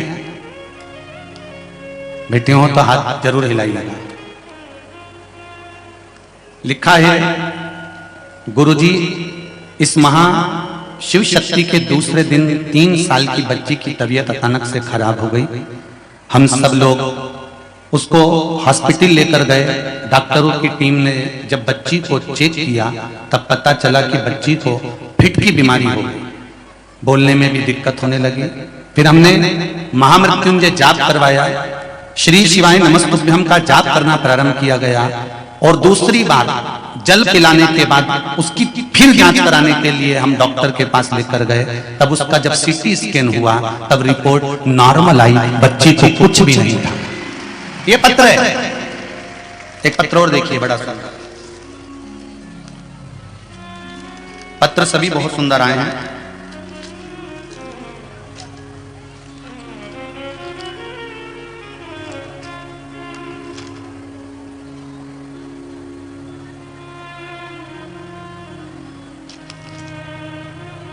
प्रीति राजपूत, जिला सागर, तहसील राहतगढ़। कहीं बैठी हो तो हाथ जरूर हिलाइएगा। प्रीति राजपूत, जिला सागर, तहसील राहतगढ़। पत्र में लिखा है, गुरुदेव, मेरे पति को पैर में एक गठान हो गई थी। उसी गठान के ऊपर एक और गठान हो गई थी। डॉक्टर ने ऑपरेशन का बोल दिया था। तभी दीदी शिव महापुराण के बारे में बताया। रायसेन जिले से आपकी कथा सुनी।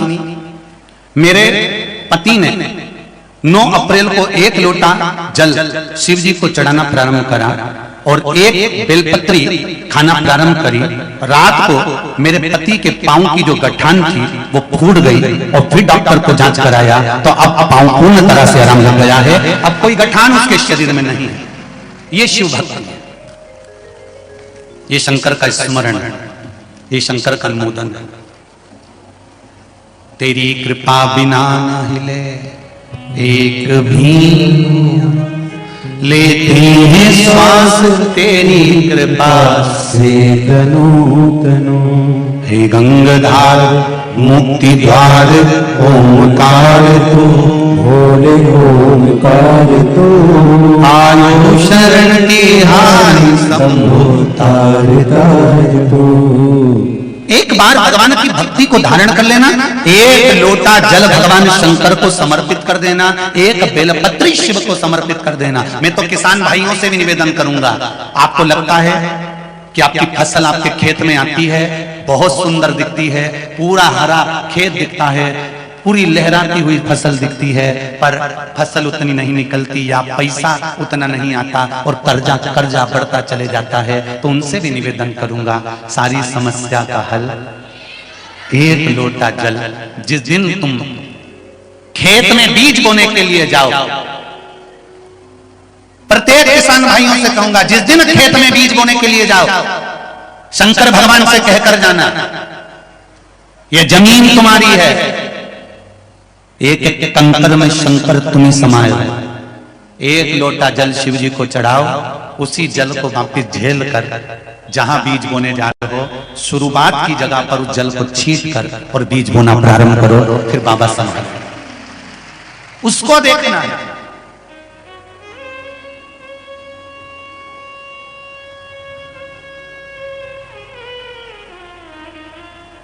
उसके भरोसे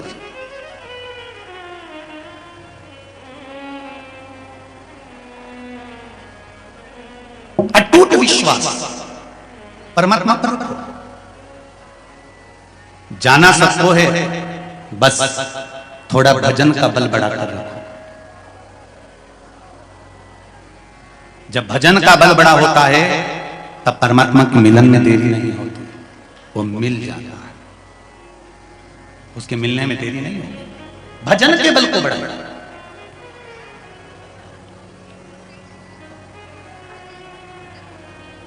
अंधकासुर ब्रह्मा जी से वर मांग रहे हैं, मैं मरूं ना। ब्रह्मा जी कहते हैं ये निश्चित है कि तुम्हें मरना पड़ेगा, और कुछ मांग लो। तो मुझे वर दीजिए, जिस दिन मैं अपनी माँ को गलत दृष्टि से देखूं उस दिन मेरे प्राण छूटे।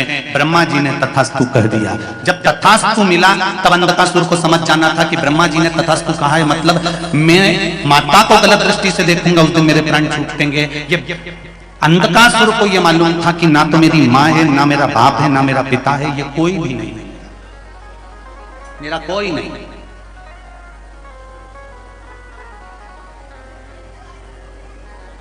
मृत्यु निश्चित, तथास्तु कर दिया। अब अंधकासुर ने अपने नगर में पहुंचने के बाद अपने दूतों से कहा, अपने सैनिकों से कहा, जरा पता करो, मुझे शादी करना है, जो सुंदर कन्या हो, सुंदर लड़की हो, उससे मुझे विवाह करना है। इतने में दूतों ने कहा, जो सबसे ज्यादा सुंदर थे उसको तो शंकर जी लेकर चले गए, देवादिदेव महादेव लेकर चले गए। जो सुंदर है उसको देवादिदेव महादेव ले गए। क्या पार्वती इतनी सुंदर है? हाँ। अंधकासुर ने कहा, विवाह करूंगा तो पार्वती के साथ। माता पार्वती को देखने के लिए गया और माता पार्वती को देखकर मोहित हो गया। शिव महापुराण की कथा कहती है, उसने वर मांगा था, जिस दिन मैं अपनी माता को गलत दृष्टि से देखूं उसी दिन मेरे प्राण छूटे। आज पार्वती को गलत दृष्टि से देखा, इसलिए अंधकासुर का अंत समय आ गया और काल भैरव ने प्रकट होकर अंधकासुर का वध कर दिया। बहुत ध्यान देना महाराज, आज गंगा दशहरा है। क्या है आज? गंगा दशहरा। गंगा दशहरे का मतलब जानते हो आप लोग? केवल गंगा जी का नाम ले लेने से, एक लोटा जल शंकर भगवान को आज समर्पित कर देने से, या गंगा जल का एक जरा सा छींटा शरीर पर पड़ जाने से 10 पापों से मुक्ति मिल जाती है। दशहरा का मतलब है 10 पाप से मुक्त हो। पहला पाप है किसी के घर का बिना पूछे कोई सामान उठाकर हमने भोग कर लिया हो, तो उस पाप से मुक्ति। गंगा दशहरे के 10 पाप से मुक्ति दिलाता है गंगा दशहरा। दूसरा, किसी ब्राह्मण, किसी गुरुजन को मुख से अपशब्द कह दिया हो तो आज ही का दिन है जिस दिन पाप कर्म से मुक्ति मिल जाती है। तीसरा, किसी स्त्री को, किसी नारी को, किसी कन्या के प्रति, स्त्री के प्रति, नारी के प्रति अगर गलत सोच लिया हो या गलत कर्म हमने कर दिया हो तो उस पाप से मुक्ति गंगा दशहरे का दिन दिला देता है। चौथा, रजो धर्म धारण करने वाली नारी, रजस्वला स्त्री के हाथ का बना हुआ अगर हमने भोजन ग्रहण कर लिया है तो आज गंगा दशहरे का दिन ही ऐसा रहता है जिस दिन उस पाप से हमें मुक्ति मिलती है। पांचवा, किसी के यहां सूतक, सूतक जानते हो सभी लोग, या सावट। सूतक का मतलब होता है किसी के यहाँ कोई मर गया और उसके यहाँ का तुमने भोजन या पानी ग्रहण कर लिया।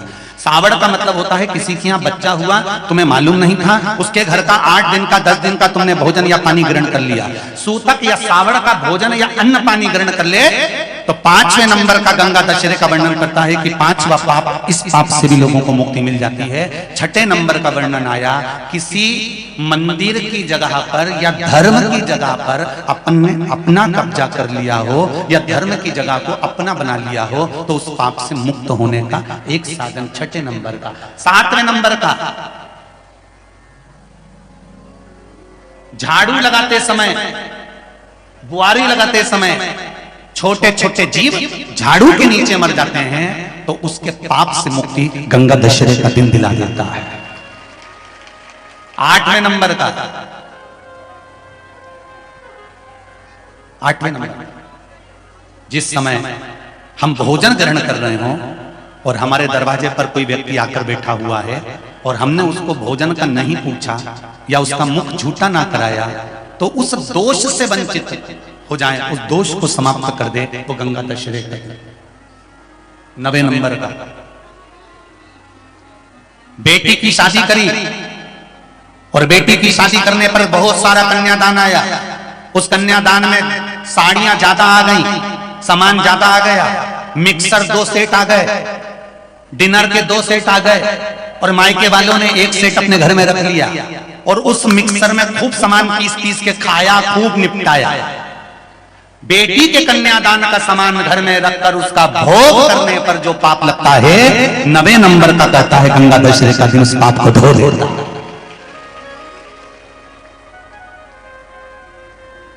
10वें नंबर का महाराज, यदि किसी तीर्थ में जाकर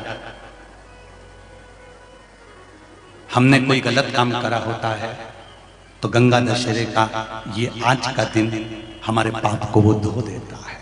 ये गंगा दशहरे के 10 पाप को धोने के लिए मात्र एक दिन है गंगा दशहरे का दिन। आज के दिन जो शिव जी को जल चढ़ाता है, शंकर भगवान कहते हैं भले उसने उसमें गंगा जल डाला नहीं डाला, पर मेरे ऊपर जब जल चढ़ाता है शिव जी कह देते हैं आज के चढ़े हुए जल को मैं गंगा जल बना देता हूं। आज गंगा दशहरे का दिन, खूब भजन करो, दान करो, पुण्य करो, सत्कर्म करो, नाम जाप करो, नाम स्मरण करो, और शिव मंदिर में चढ़े हुए जल का थोड़ा सा सिंचन जरूर करो। अंधकासुर के प्राण छूटे, अंधकासुर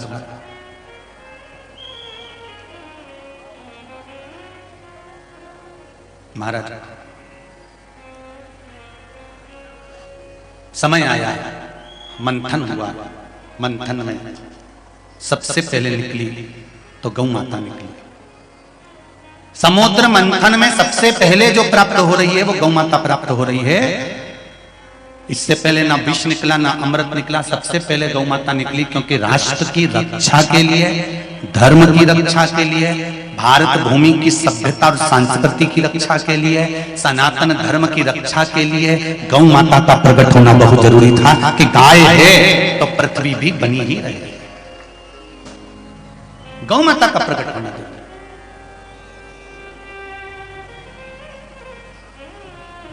समुद्र मंथन में सबसे पहले 5 गाय निकली है। पहले नंबर पर नंदा, दूसरे नंबर पर सुभद्रा, तीसरे नंबर पर सुरभि, चौथे नंबर पर सुशीला और 5वें नंबर पर बहुला। ये समुद्र मंथन में से 5 गाय प्राप्त हुई। केवल समुद्र मंथन से 5 गाय नहीं, शिव महापुराण की कथा कहती है जब भगवान ने ये मानव का शरीर बनाया, जब मनुष्य की देह बनाई तो 5 इंद्रियों को भगवान शंकर ने प्रदान करा। 5 कर्मेंद्रियों को, 5 ज्ञानेंद्रियों को भगवान ने दिया है। ये 5 कर्मेंद्री, 5 ज्ञानेंद्री क्यों दी भगवान ने? इसको देने का केवल एक कारण था कि इंद्रियों से विचार करना। नेत्र परमात्मा ने तुमको दिए, श्रवण शक्ति परमात्मा ने तुमको दी, हस्त परमात्मा ने तुमको दिया, नासिका परमात्मा ने तुमको दिया, मुख परमात्मा ने तुमको दिया, चरण परमात्मा ने तुमको दिया। 5 कर्मेंद्री, 5 ज्ञानेंद्री, और ये कोई साधारण नहीं, इसकी कीमत बड़ी प्रबल है।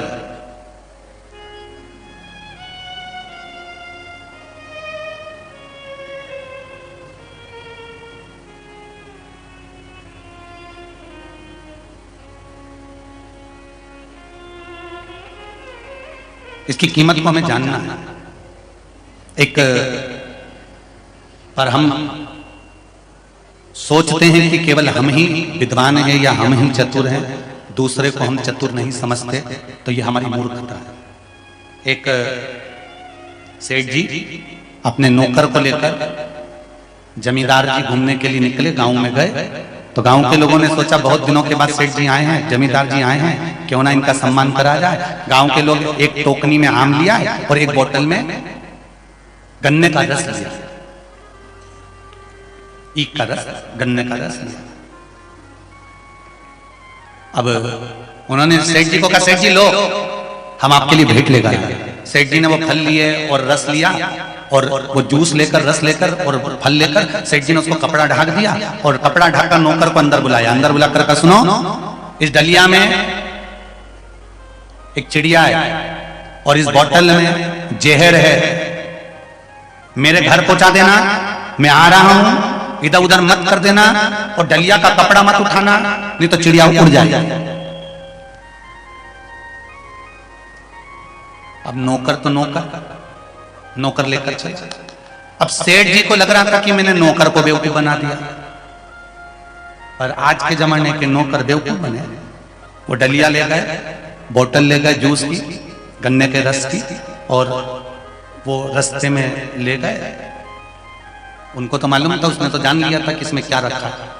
भले सेठ जी के चिड़िया है और गन्ने का रस है, परंतु वो तो जान।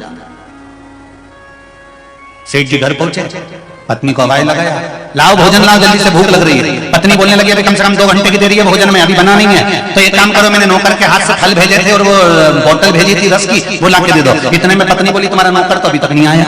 पति बोला नौकर नहीं आया? हाँ, सेठ जी उसको ढूंढने गए, वो तो बढ़िया पीपल के पेड़ के नीचे चिट्टा पड़ा, आराम से सो रहा। सेठ जी ने उसको लात मारी, उठाया, क्यों रे यहां पड़ा हुआ है कोई? सामान लेके घर क्यों नहीं पहुंचा? कहां है वो डलिया और बॉटल? इतने में नौकर हाथ जोड़ के बोला सेठ जी इतनी तेज हवा चली, इतनी तेज चली, डलिया हाथ से छूट गई, कपड़ा उड़ गया, उसमें से चिड़िया भाग। फिर मुझे डर लगा आपकी दी हुई चिड़िया भाग गई तो आप मुझे बहुत मारेंगे, तो मैंने सोचा एक काम करूं, बोतल में जहर है, पी लेता हूं और मर जाता हूं। मैंने पूरी बोतल का जहर पी लिया, अब मैं इंतजार कर रहा हूं मरूंगा कब। अब मैं इंतजार कर रहा हूं मरूंगा कब। सेठ जी ने 2 धक्के दिए, पहले तो बताओ उसमें चिड़िया कहां से आई? तो कि तुम ही बोले थे कि उसमें चिड़िया है और बोतल में जहर है। ये दुनिया का भ्रम है। आपको लगता है कि आप जितने अच्छे से भगवान का भजन करते हो उसके बराबर कोई नहीं कर सकता। आपको ये लगता है कि शंकर जी की आराधना आप करते हो, दूसरा कोई नहीं कर सकता। आपको लगता है कि भगवान की भक्ति आप करते हो, दूसरा नहीं कर सकता। जितना बल आप परमात्मा के भजन में लगाते हो, हमेशा अपनी भक्ति का अभिमान नहीं आना चाहिए। ये सोचा करो कि हो सकता है मुझसे भी कोई प्रबल होगा जो भगवान का भजन करता होगा, स्मरण करता होगा, भगवान उनकी सुनता है। कितना सुंदर संवाद है। एक वो भगवान कृष्ण का पेट दुखा, देवऋषि नारद आए, रुक्मणी जी से पूछा क्या हुआ? भगवान का पेट दर्द कर रहा है, तो कुछ देती क्यों नहीं है भगवान को दवाई औषधि? रुक्मणी जी कह रही मैंने पूछा कि तुम्हारा पेट दुख रहा है तो तुमको क्या दें? तो क्या बोले भगवान? भगवान कह रहे हैं जो मुझे ज्यादा चाहता हो उसके चरण की रज ला। तो भगवान देवऋषि नारद ने कहा रुक्मणी मैया तुम बैठो सिंहासन पर, मैं अभी रज दे देता हूं। रुक्मणी जी को सिंहासन पर बिठाकर देवऋषि नारद पांव में से रज निकालने लगे तो रुक्मणी जी ने मना कर दिया, मेरे चरण की रज मत देना, मेरा पति है। सत्यभामा जी से कहा तुम दे दो, जामवंती से कहा तुम दे दो, लक्ष्मणा मित्रवृंदा सबसे कहा कि भगवान को चरण की रज दे दो, किसी ने नहीं दिया।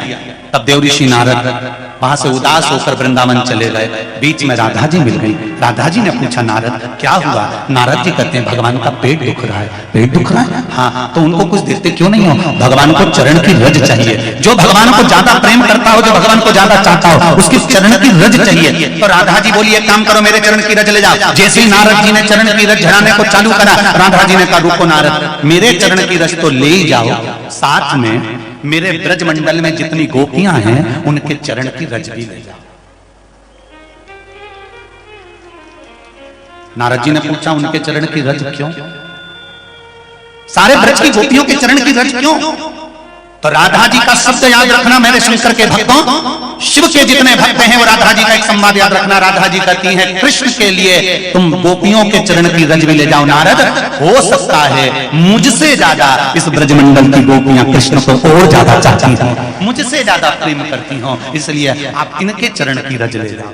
और नारद जी ने सारी गोपियों के चरण की रज ली। इतनी सी रज थी वो इतनी हो गई। नारद जी ने सिर पे रखकर डोलते डोलते नारद जी अपना शीश हिलाते हिलाते हिलाते हिलाते पहुंचे। भगवान को रज दी।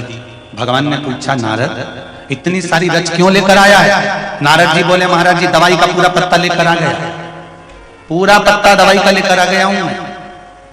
जब जब पेट दुखा करे तब तब निकाल के खा लिया कर। ये एक गोपी के चरण की रज नहीं है, संपूर्ण गोपियों के चरण की रज है।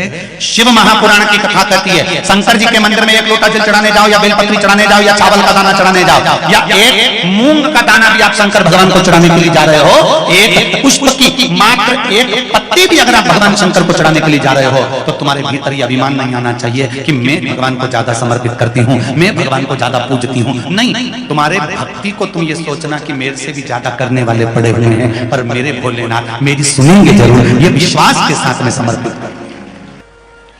भगवान देवादिदेव महादेव को दूध चढ़ाने से ये दुनिया के जो ये लोग जो बोलते हैं ना कि इतना भगवान को दूध मत चढ़ाओ, उसकी जगह गरीब को पिला दो। सनातन धर्म में जन्म लेने वाला एक सनातन धर्म में जन्म लेने वाला व्यक्ति भगवान को भी दूध उतना ही चढ़ाता है और गरीब को भी दूध उतना ही पिलाता है। किसी सनातन धर्म पर उंगली उठाने की जरूरत नहीं है कि भगवान को जो दूध चढ़ा रहे हो उसकी जगह गरीब को पिला दो।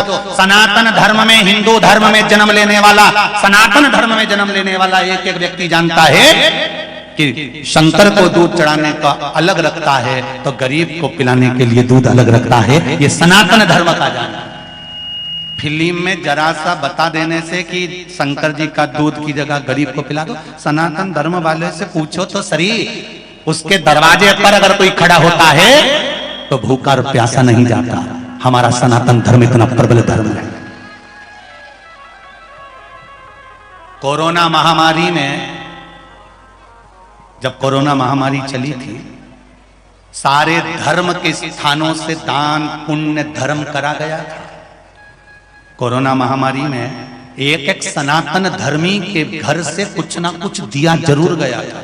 बोलो री जी सही है कि गलत है?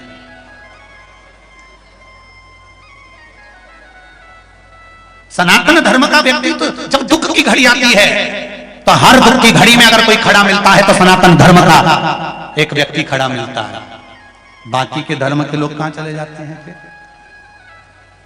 इसलिए सनातन धर्म का व्यक्ति, कोई तुमसे कहे कि शिव जी को दूध चढ़ाने से क्या होता है, शंकर भगवान को जल चढ़ाने से क्या होता है, शंकर भगवान को मूंग का दाना चढ़ाने से क्या होता है, शंकर जी को चावल चढ़ाने से क्या होता है, शंकर जी को बेलपत्र चढ़ाने से क्या होता है, दुनिया के कई लोग इसको ढोंग कह देंगे, प्रपंच कह देंगे, कई लोग बुराई करने वाले कह देंगे ये तो ढोंग बना रखा है, सियोर वाले महाराज ने प्रपंच रचा रखा है, ढोंग कर रखा है। तो वेद व्यास जी ने शिव महापुराण में ये मूंग का क्यों लिखा, चावल का क्यों लिखा, शहद का क्यों लिखा, जल का क्यों लिखा, दूध का क्यों लिखा, बेलपत्री का क्यों लिखा, धतूरे का क्यों वर्णन करा, रुद्राक्ष का वर्णन वेद व्यास जी ने क्यों वर्णन करा? क्यों हमारा शास्त्र कहता है कि रुद्राक्ष देओ तो रुद्राक्ष लेओ, रुद्राक्ष गले में धारण करो तो रुद्राक्ष का पानी पियो। दुनिया के लोगों को अगर ढोंग और ढकोसला लगता है तो इनकी बुद्धि सनातन की नहीं है, ये तो लगता है कि किसी और के द्वारा जन्म ले लिए गए हैं, इसलिए इनकी बुद्धि बिखर गई है। इनकी बुद्धि बिखर गई है और अच्छे अच्छे छत पर बैठकर बोलते हैं कि रुद्राक्ष पहनने से क्या होता है, बेलपत्री चढ़ाने से क्या होता है, बेलपत्री पे शहद लगाने से क्या होता है। इन पत्रों में से मेरा आप लोगों से निवेदन है, सागर वालों, इन पत्रों में से कोई एक पत्रकार बंधु भी यहाँ बैठकर इन पत्रों में से छाटे और इन पत्रों में कम से कम 50 से 100 पत्र ऐसे हैं कि बेलपत्री में शहद लगाने से, शिव जी को चढ़ाने से किस किस को नौकरी मिली और किस किस को फल मिला, यहां तक रहना। एक पत्र तो यही रखा होगा, देखिए एक व्यक्ति की नगर पालिका में नौकरी लग गई मात्र बेलपत्री पर शहद लगाकर चढ़ाने से। पत्र में शंभु शरण पड़े मांगो घड़ी रे घड़ी दुख काटो, दया करी न दर्शन आपो। शरण पड़ी मांगो घड़ी रे घड़ी दुख काटो, दया करी न दर्शन आपो। दया करी न दर्शन आपो। मांगो घड़ी रे घड़ी दुख काटो, दया करे न दर्शन आपो। जिसने पत्र लिखा है पीपल, जिसने पत्र लिखा है जिसमें लिखा है बेलपत्री को शहद चढ़ाकर लगाने से मेरी सरकारी नौकरी लग गई, अगर वो बैठा हो तो खड़े हो जाओ। इसमें ढूंढने में थोड़ा समय लगेगा, 2 पत्र तो मिल गए।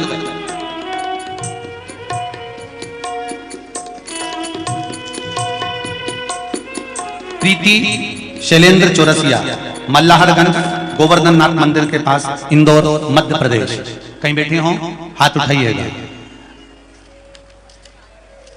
गुरुदेव जी का उपाय करना, बेलपत्री पर शहद लगाकर आना, फिर बाबा का चमत्कार देखना। भोले बाबा जी तुझे फर्स्ट डिवीजन ही पास करेंगे, ये मेरा विश्वास है। गुरुदेव बाबा जी की ऐसी कृपा हुई कि उसे, मेरे बच्चे को 70% अंक से बाबा ने उत्तीर्ण करा है। ये शिव भक्ति। एक और पत्र है,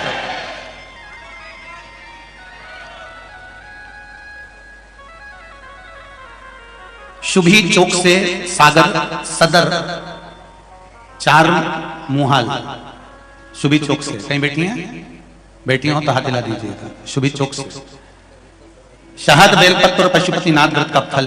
मेरा 3 मार्च 2022 को गणित का पेपर था। मैंने पेपर के 2 दिन पहले 1 मार्च 2022 को महाशिवरात्रि पाले दिन शहद बेलपत्र का प्रयोग किया और बाबा से कहा मुझे गणित विषय में 100 में से 100 अंक लेकर आना है।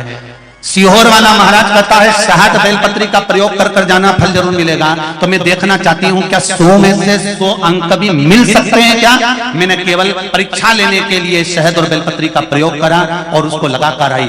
गुरुदेव 11 अप्रैल 2022 से पशुपति व्रत करना भी प्रारंभ किया। 25 अप्रैल 2022 को 3 पशुपति व्रत पूर्ण हुए। 29 अप्रैल 2022 को 12वीं का रिजल्ट आया, जिसमें जिस पेपर के लिए मैंने 100 में से 100 अंक मांगे थे वो गणित में से 100 में से 100 अंक प्राप्त हुए। 96% पाकर मैं पास हुआ। भोपाल तक आवाज चली जाना चाहिए। लिखने वाले लिख कर देते हैं क्या होता है रुद्राक्ष पहनने से। शंभू शरणे पड़ी। अरे अच्छी अच्छी कुर्सी पर बैठते हो तो अच्छी अच्छी बातें करा करो श्रीमान जी, अच्छा लगेगा सेहत के लिए। कुछ बोलना चाहते हो? माइक दो जरा पीछे पहुंचाओ माइक। एक पत्र हो रहे नगर पालिका में सर्विस लगी है, ढूंढ जरा ढूंढो ना, इसमें से ले जाओ।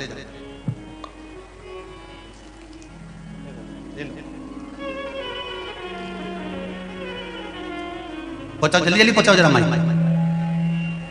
श्री शिवाय नमस्ते। श्री शिवाय नमस्ते। महाराज जी आपके चरणों में कोटि कोटि प्रणाम। जी कहाँ से हैं? महाराज जी सागर से, पांडे परिवार से और कार्य पत्रकार का है। महाराज जी 7 दिन से आपके चरणों में पूरा पांडे परिवार कथा सुन रहा है। कथा का फल क्या होता है महाराज जी आपको वर्णन कहता चाहता हूँ। हमारी गुड़िया बहुत भक्त है शिव जी की। उसने सारे काम छोड़ के पूरे परिवार को पंडाल में जहाँ जगह मिलती महाराज जी आपके चरणों में बिठाला। एक बार सिर्फ कुबेरेश्वर धाम ले गई मुझे, शाम के वक्त 7 बजे कार से लेके गई। राहतगढ़ नहीं पहुंचे महाराज जी, इतना पानी की आगे दिखना भी बंद हो गया। ये शंकर जी को सुमरते सुमरते बेगमगंज तक गई कि कहीं ऐसा ना हो मम्मी पापा का मन बदल जाए और वापस आ जाए। महाराज जी 2:45 बजे हम लोग कुबेरेश्वर धाम पहली बार पहुंचे। आपके चरणों की कृपा से, भोलेनाथ के चरणों की कृपा से पूरा पंडाल वहां भरा पड़ा था। सिर्फ 4 गद्दे लगाने की जगह वहां थी। हम लोगों ने गद्दे उठाए, वहां आराम किया। महाराज जी जैसे साक्षात भोलेनाथ इंतजार कर रहे हो कि ये भक्त वहां से यहाँ आ रहे हैं। दूसरे दिन श्री आपके चरणों की कृपा एक और ऐसी हुई महाराज जी जो इस मुख से बखान नहीं की जा सकती। हमारी श्रीमती ने वहां एक अर्जी लगाई कि महाराज जी भागवत जी की पुराण का कथा कराना है। 1 महीने के अंदर चित्रकूट वाले महाराज जी ने राम मंदिर में श्री भागवत पुराण करा दिया। देव क्या बखान करूं आपका, आपकी जय हो जय हो भगवान की। देखो पीछे बहन जी कुछ कहना चाहती, माइक दो जल्दी जल्दी दो, पीछे वाली जल्दी दे दो, पीछे वाली को दे दो। हाँ पीछे पंडाल जान दो। हाँ जाओ जल्दी ना।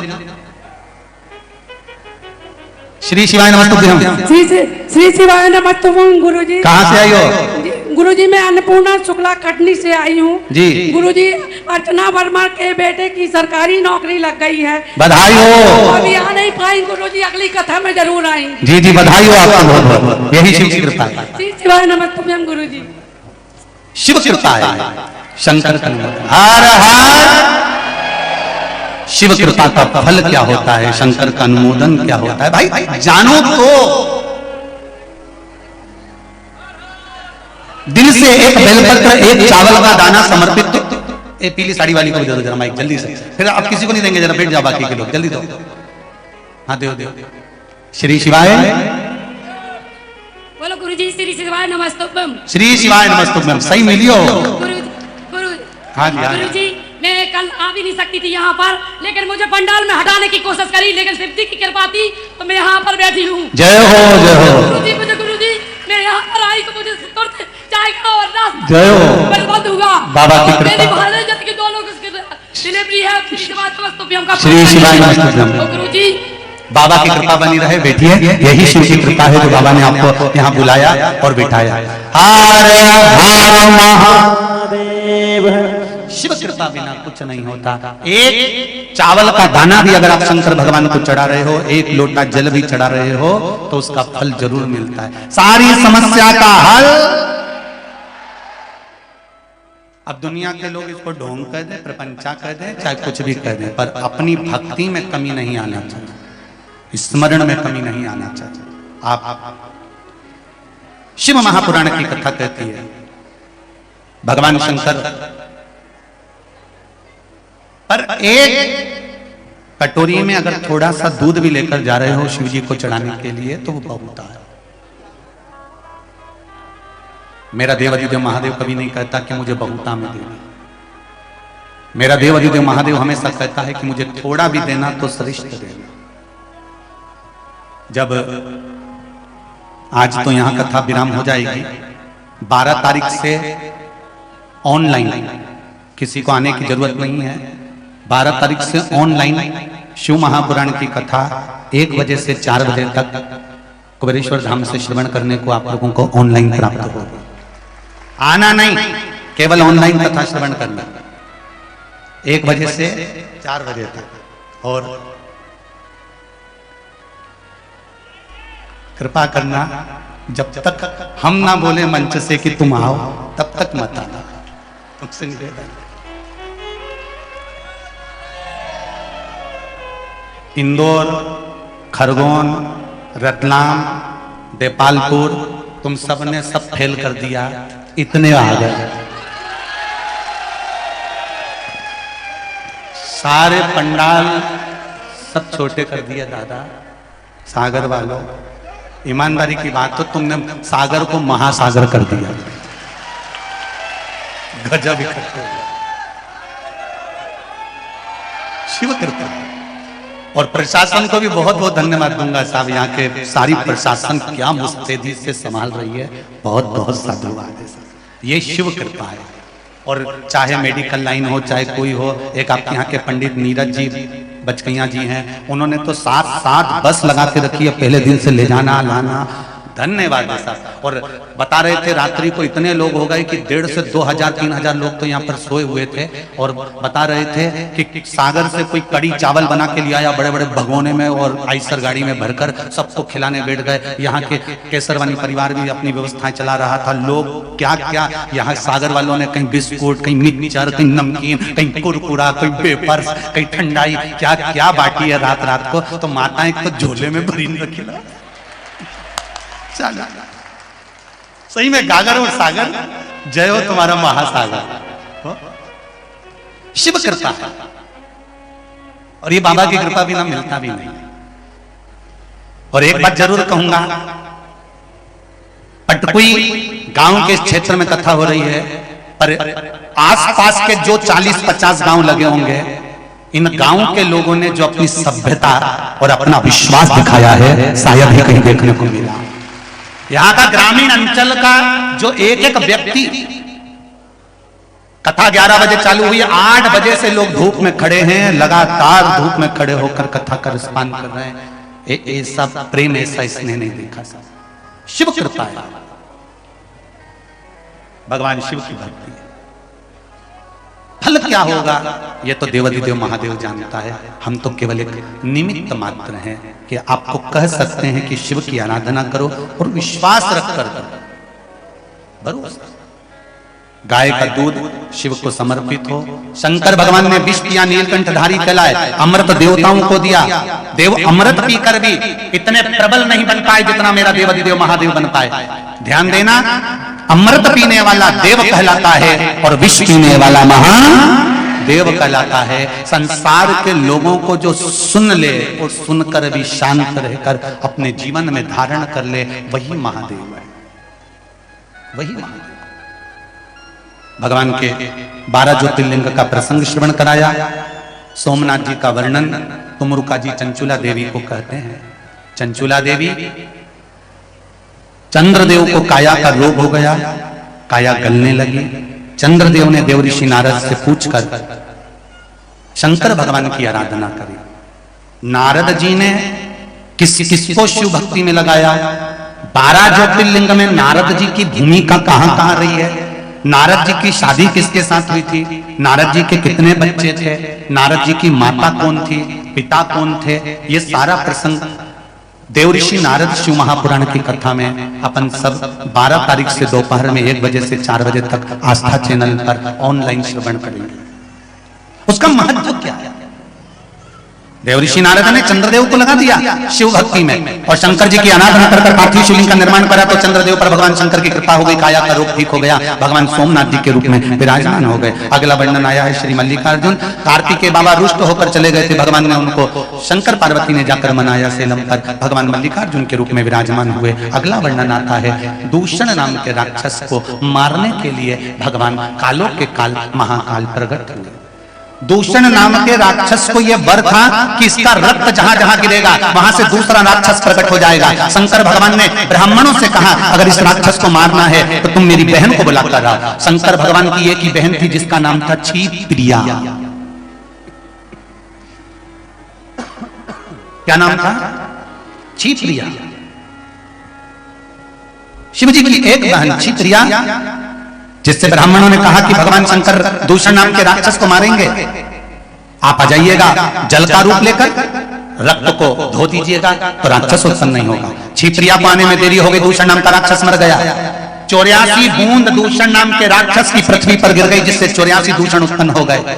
शंकर भगवान ने देखा कि अब इतने सारे राक्षसों को कैसे मारा जाए। क्षिप्रिया ने आकर कहा भैया तुम चिंता मत करो, मैं तुम्हारी बहन हूं, मैं पानी का वेग तेज करती हूं, तुम्हारे 84 टुकड़े कर देती हूं। मेरे देवाधिदेव महादेव के 84 टुकड़े कर दिए, 84 रूप में मेरे महादेव हो गए। महादेव 84 रूप धारण कर कर दूषण नाम के राक्षस का संहार करे।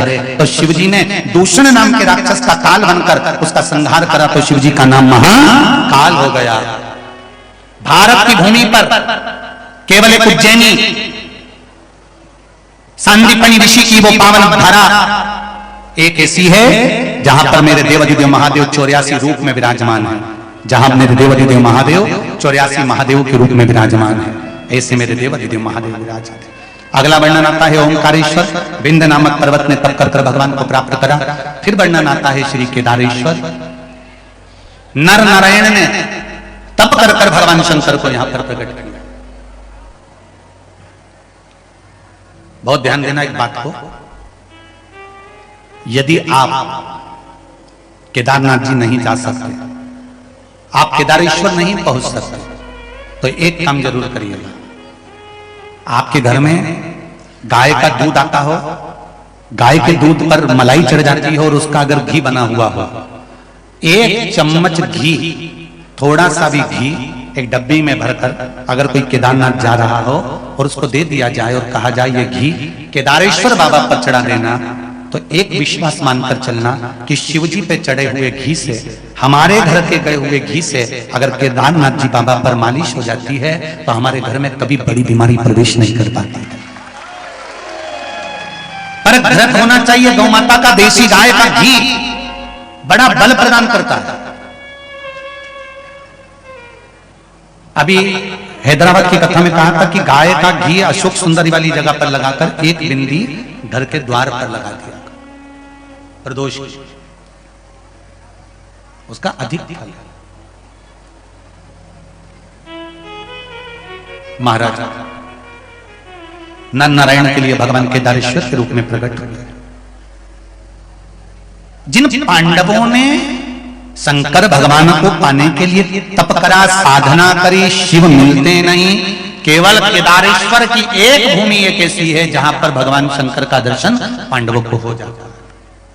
और एक बात अपने भीतर उतार कर रखिएगा, ओम शिव महापुराण की एक कथा सागर की, किसी भी शिव मंदिर में तुम जाते हो, शंकर जी का पूजन करते हो, उस शिव मंदिर को हल्के में मत लेना, ये मन में विचार कर कर पूजन करना कि मैं 12 ज्योतिर्लिंग का पूजन इस मंदिर में कर रही हूं। शंकर का कंकर और कंकर शंकर कभी अलग नहीं हो सकते। जो 12 ज्योतिर्लिंग का स्वरूप होता है वही आपके नगर में, आपके गांव में, आपके मोहल्ले में, आपके क्षेत्र में, जिस गांव में आप पूजन करने जाते हो, शंकर का अनुमोदन करने जाते हो, उस गांव में जो शिवलिंग है उसका भी फल बड़ा बड़ा। फिर अगला वर्णन करा है भीमा शंकर का। कुंभकर्ण की धर्म पत्नी थी करकटी, करकटी का पुत्र था भीम।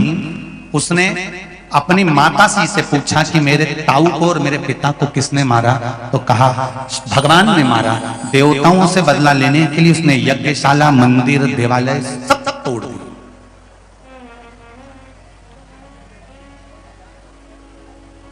सारे मंदिर देवालय तोड़ दिए और मंदिर देवालय तोड़कर खुद के मंदिरों का निर्माण कर लिया कि मेरी पूजन करो, मैं ही सब कुछ। एक बहुत ध्यान देने वाली बात है, जो गुरु आपसे कहे कि मेरी पूजन करो, जो गुरु आपसे कहे कि मेरा फोटो लगाओ, जो गुरु कहे कि मेरी ही आराधना करो, समझ लेना वो गुरु नहीं है, केवल घंटाल है। जो गुरु आपसे कहे कि भगवान के मंदिर जाइए, हमारा सत्य सनातन धर्म केवल एक हमको मार्गदर्शन करता है कि हमें राम मंदिर, कृष्ण मंदिर, शिव मंदिर, भगवान के मंदिर में जाकर भगवान की आराधना करना है। शिव महापुराण कभी कोई ऐसा उपाय नहीं बताती कि आप उसके यहां जाओ या उसके यहां जाओ। शिव महापुराण तो केवल एक उपाय बताती है कि जो भी उपाय करना वो शंकर के दरवाजे पर जाकर करना, शिव के द्वार पर पहुंच जाओ। कैसे भी तुम मंदिर जाओ तो सही, और एक बार उसके दरवाजे तक पहुंच जाओ, एक बार उसके मंदिर तक पहुंच जाओ। जो गाय रोज रोज दरवाजे पर आती है, तुम एक दिन दरवाजा बंद करोगे, 2 दिन दरवाजा बंद करोगे, 3 दिन दरवाजा बंद करोगे, एक ना एक दिन तुम्हारे मन में दया जरूर आएगी और तुम गाय को बाहर निकलकर एक रोटी जरूर दोगे। उसी तरह जो शंकर जी के मंदिर जाता रहता है, रोज जाओ उसके दरवाजे पर, रोज पहुंचो, प्रणाम करो, नमन करो, उसके चरणारविंद को स्मरण करो, झाड़ू लगाओ, पोछा लगाओ, एक लोटा जल चढ़ाओ, बेलपत्र चढ़ाओ, चावल का दाना चढ़ाओ, चाहे मूंग का दाना चढ़ाओ, चाहे आप पुष्प चढ़ाओ। शंकर के मंदिर जब रोज जाते रहोगे और कितना भारी दुख तुम्हारे जीवन में होगा, ये निश्चितता है मेरा देवाधिदेव महादेव उस दुख को काटेगा जरूर। उसका द्वार मत छोड़ो, उसके द्वार जाना मत छोड़ना। तेरे मंदिर में आना मेरा काम है और मेरी बिगड़ी बनाना तेरा काम। भगवान ने भीम का संहार करा तो शिव जी का नाम भीमा शंकर हो गया। मनु शत्रुपा के कहने पर भगवान काशी में विराजमान हो गए। अगला वर्णन आया है त्र्यंबकेश्वर। गौतम बाबा पर गौ हत्या का दोष लगा, ब्रह्मा विष्णु महेश ने आकर दर्शन दिया, गौतम बाबा को श्राप से मुक्त करा। अगला वर्णन आता है वैद्यनाथ। रावण शिवलिंग लेकर जा रहे थे, लघु शंका लगने पर भूमि पर रखा बाबा वैद्यनाथ जी के रूप में विराजमान हुए। अगला वर्णन है नागेश्वर। दारुक नाम के राक्षस का भगवान शिव ने संहार करा, भगवान नागेश्वर के रूप में विराजमान हुए। अगला वर्णन है रामेश्वर। भगवान राम ने सेतु बनाने से पहले भगवान शंकर की आराधना करी, रामेश्वरम के रूप में विराजमान हुए। अगला वर्णन है फिर कृष्णेश्वर, जिसकी कथा आपको पहले वर्णन करी। सुधर्म नाम के ब्राह्मण की पत्नी भूष्मा, जिसके घर में पुत्र हुआ, उस पुत्र को सौतेली ने टुकड़े टुकड़े कर नदी में, तालाब में डाल दिए। उसको शंकर भगवान ने जीवित किया, उसी भगवान का नाम कृष्णेश्वर महादेव पड़ गया। ऐसे 12 ज्योतिर्लिंग का चरित्र तुमुरुका जी ने चंचुला देवी को श्रवण कराया है। चंचुला देवी के पति बिंदुक ने जब शिव महापुराण का यह पावन चरित्र सुना तो वो प्रेत योनि से मुक्त हो गया। प्रेत योनि से मुक्त हुआ और मुक्त होने पर जब प्रेत योनि से वो मुक्त हो जाता है, चंचुला देवी ने तुमरुका जी के चरणों को पकड़कर कहा, मेरा अखंड सौभाग्य हो, ऐसी कृपा करना। शंकर भगवान ने कहा, सुनो चंचुला, 7 दिवस तक तुमने शिव महापुराण की पावन कथा का रसस्वादन ग्रहण करा है, 7 दिन तक तुमने शिव महापुराण की कथा को सुना है, इसलिए तुम विधवा होने पर भी, बेदव्य होने पर भी अखंड सौभाग्यवती वापिस बनोगी, ये मेरा आशीर्वाद है। चंचुला देवी वापिस अखंड सौभाग्यवती पद प्राप्त कर ली, अपने पति के लोक को चली गई। ऐसी शिव महापुराण की कथा श्रवण करी। शंकर भगवान उठकर जब खड़े हुए तब तुमरुका जी ने कहा, प्रभु आप जा रहे हैं, आज कथा का विराम दिवस है, कुछ कृपा कर जाइए। शंकर भगवान ने अपने मस्तक की बेलपत्र उठाकर शिवपोथी पर समर्पित करी और शिवपोथी पर चढ़ाते हुए शंकर भगवान ने कहा, प्रतिदिन जो शिव महापुराण पर चढ़ी हुई बेलपत्र है वो औषधि का कार्य करती है, पर विराम की जो बेलपत्र होती है वो संपदा, वैभव और लक्ष्मी कुबेर भंडार का कार्य करती है। ऐसी बाबा ने आनंद कराते हुए सुंदर भाव और आनंद के साथ शिव महापुराण की कथा का रस तत्व ग्रहण करते हुए कहा, हे भोले बाबा, तुमरुका जी कहते हैं ऐसी कृपा करना शंभु। बाबा शिव महापुराण की कथा जो जीव श्रवण करता है, चाहे आप आस्था चैनल पर सुन रहे हो, फेसबुक यूट्यूब पर सुन रहे हो, चाहे इस पावन धरा पर सुन रहे हो, बाबा देवाधिदेव महादेव की कथा जो श्रवण करे, बाबा उसकी मनोकामना पूर्ण करे। यही भाव रखते हुए आप हमारे साथ में 5 बार शिव महापुराण के मूल मंत्र का स्मरण करेंगे। बाबा से विनती करेंगे, बाबा हमको ऐसा धन देना, वैभव देना, हम भी एक बार जीवन में शिव महापुराण की कथा करवा पाए, ऐसी कृपा आप हम पर भी कर देना। बाबा से निवेदन करते हुए सभी प्रेम के साथ, आनंद के साथ अपनी जगह पर बैठकर श्री शिवाय नमस्तुभ्यं, श्री शिवाय नमस्तुभ्यं, श्री शिवाय नमस्तुभ्यं, श्री शिवाय नमस्तुभ्यं, श्री शिवाय नमस्तुभ्यं।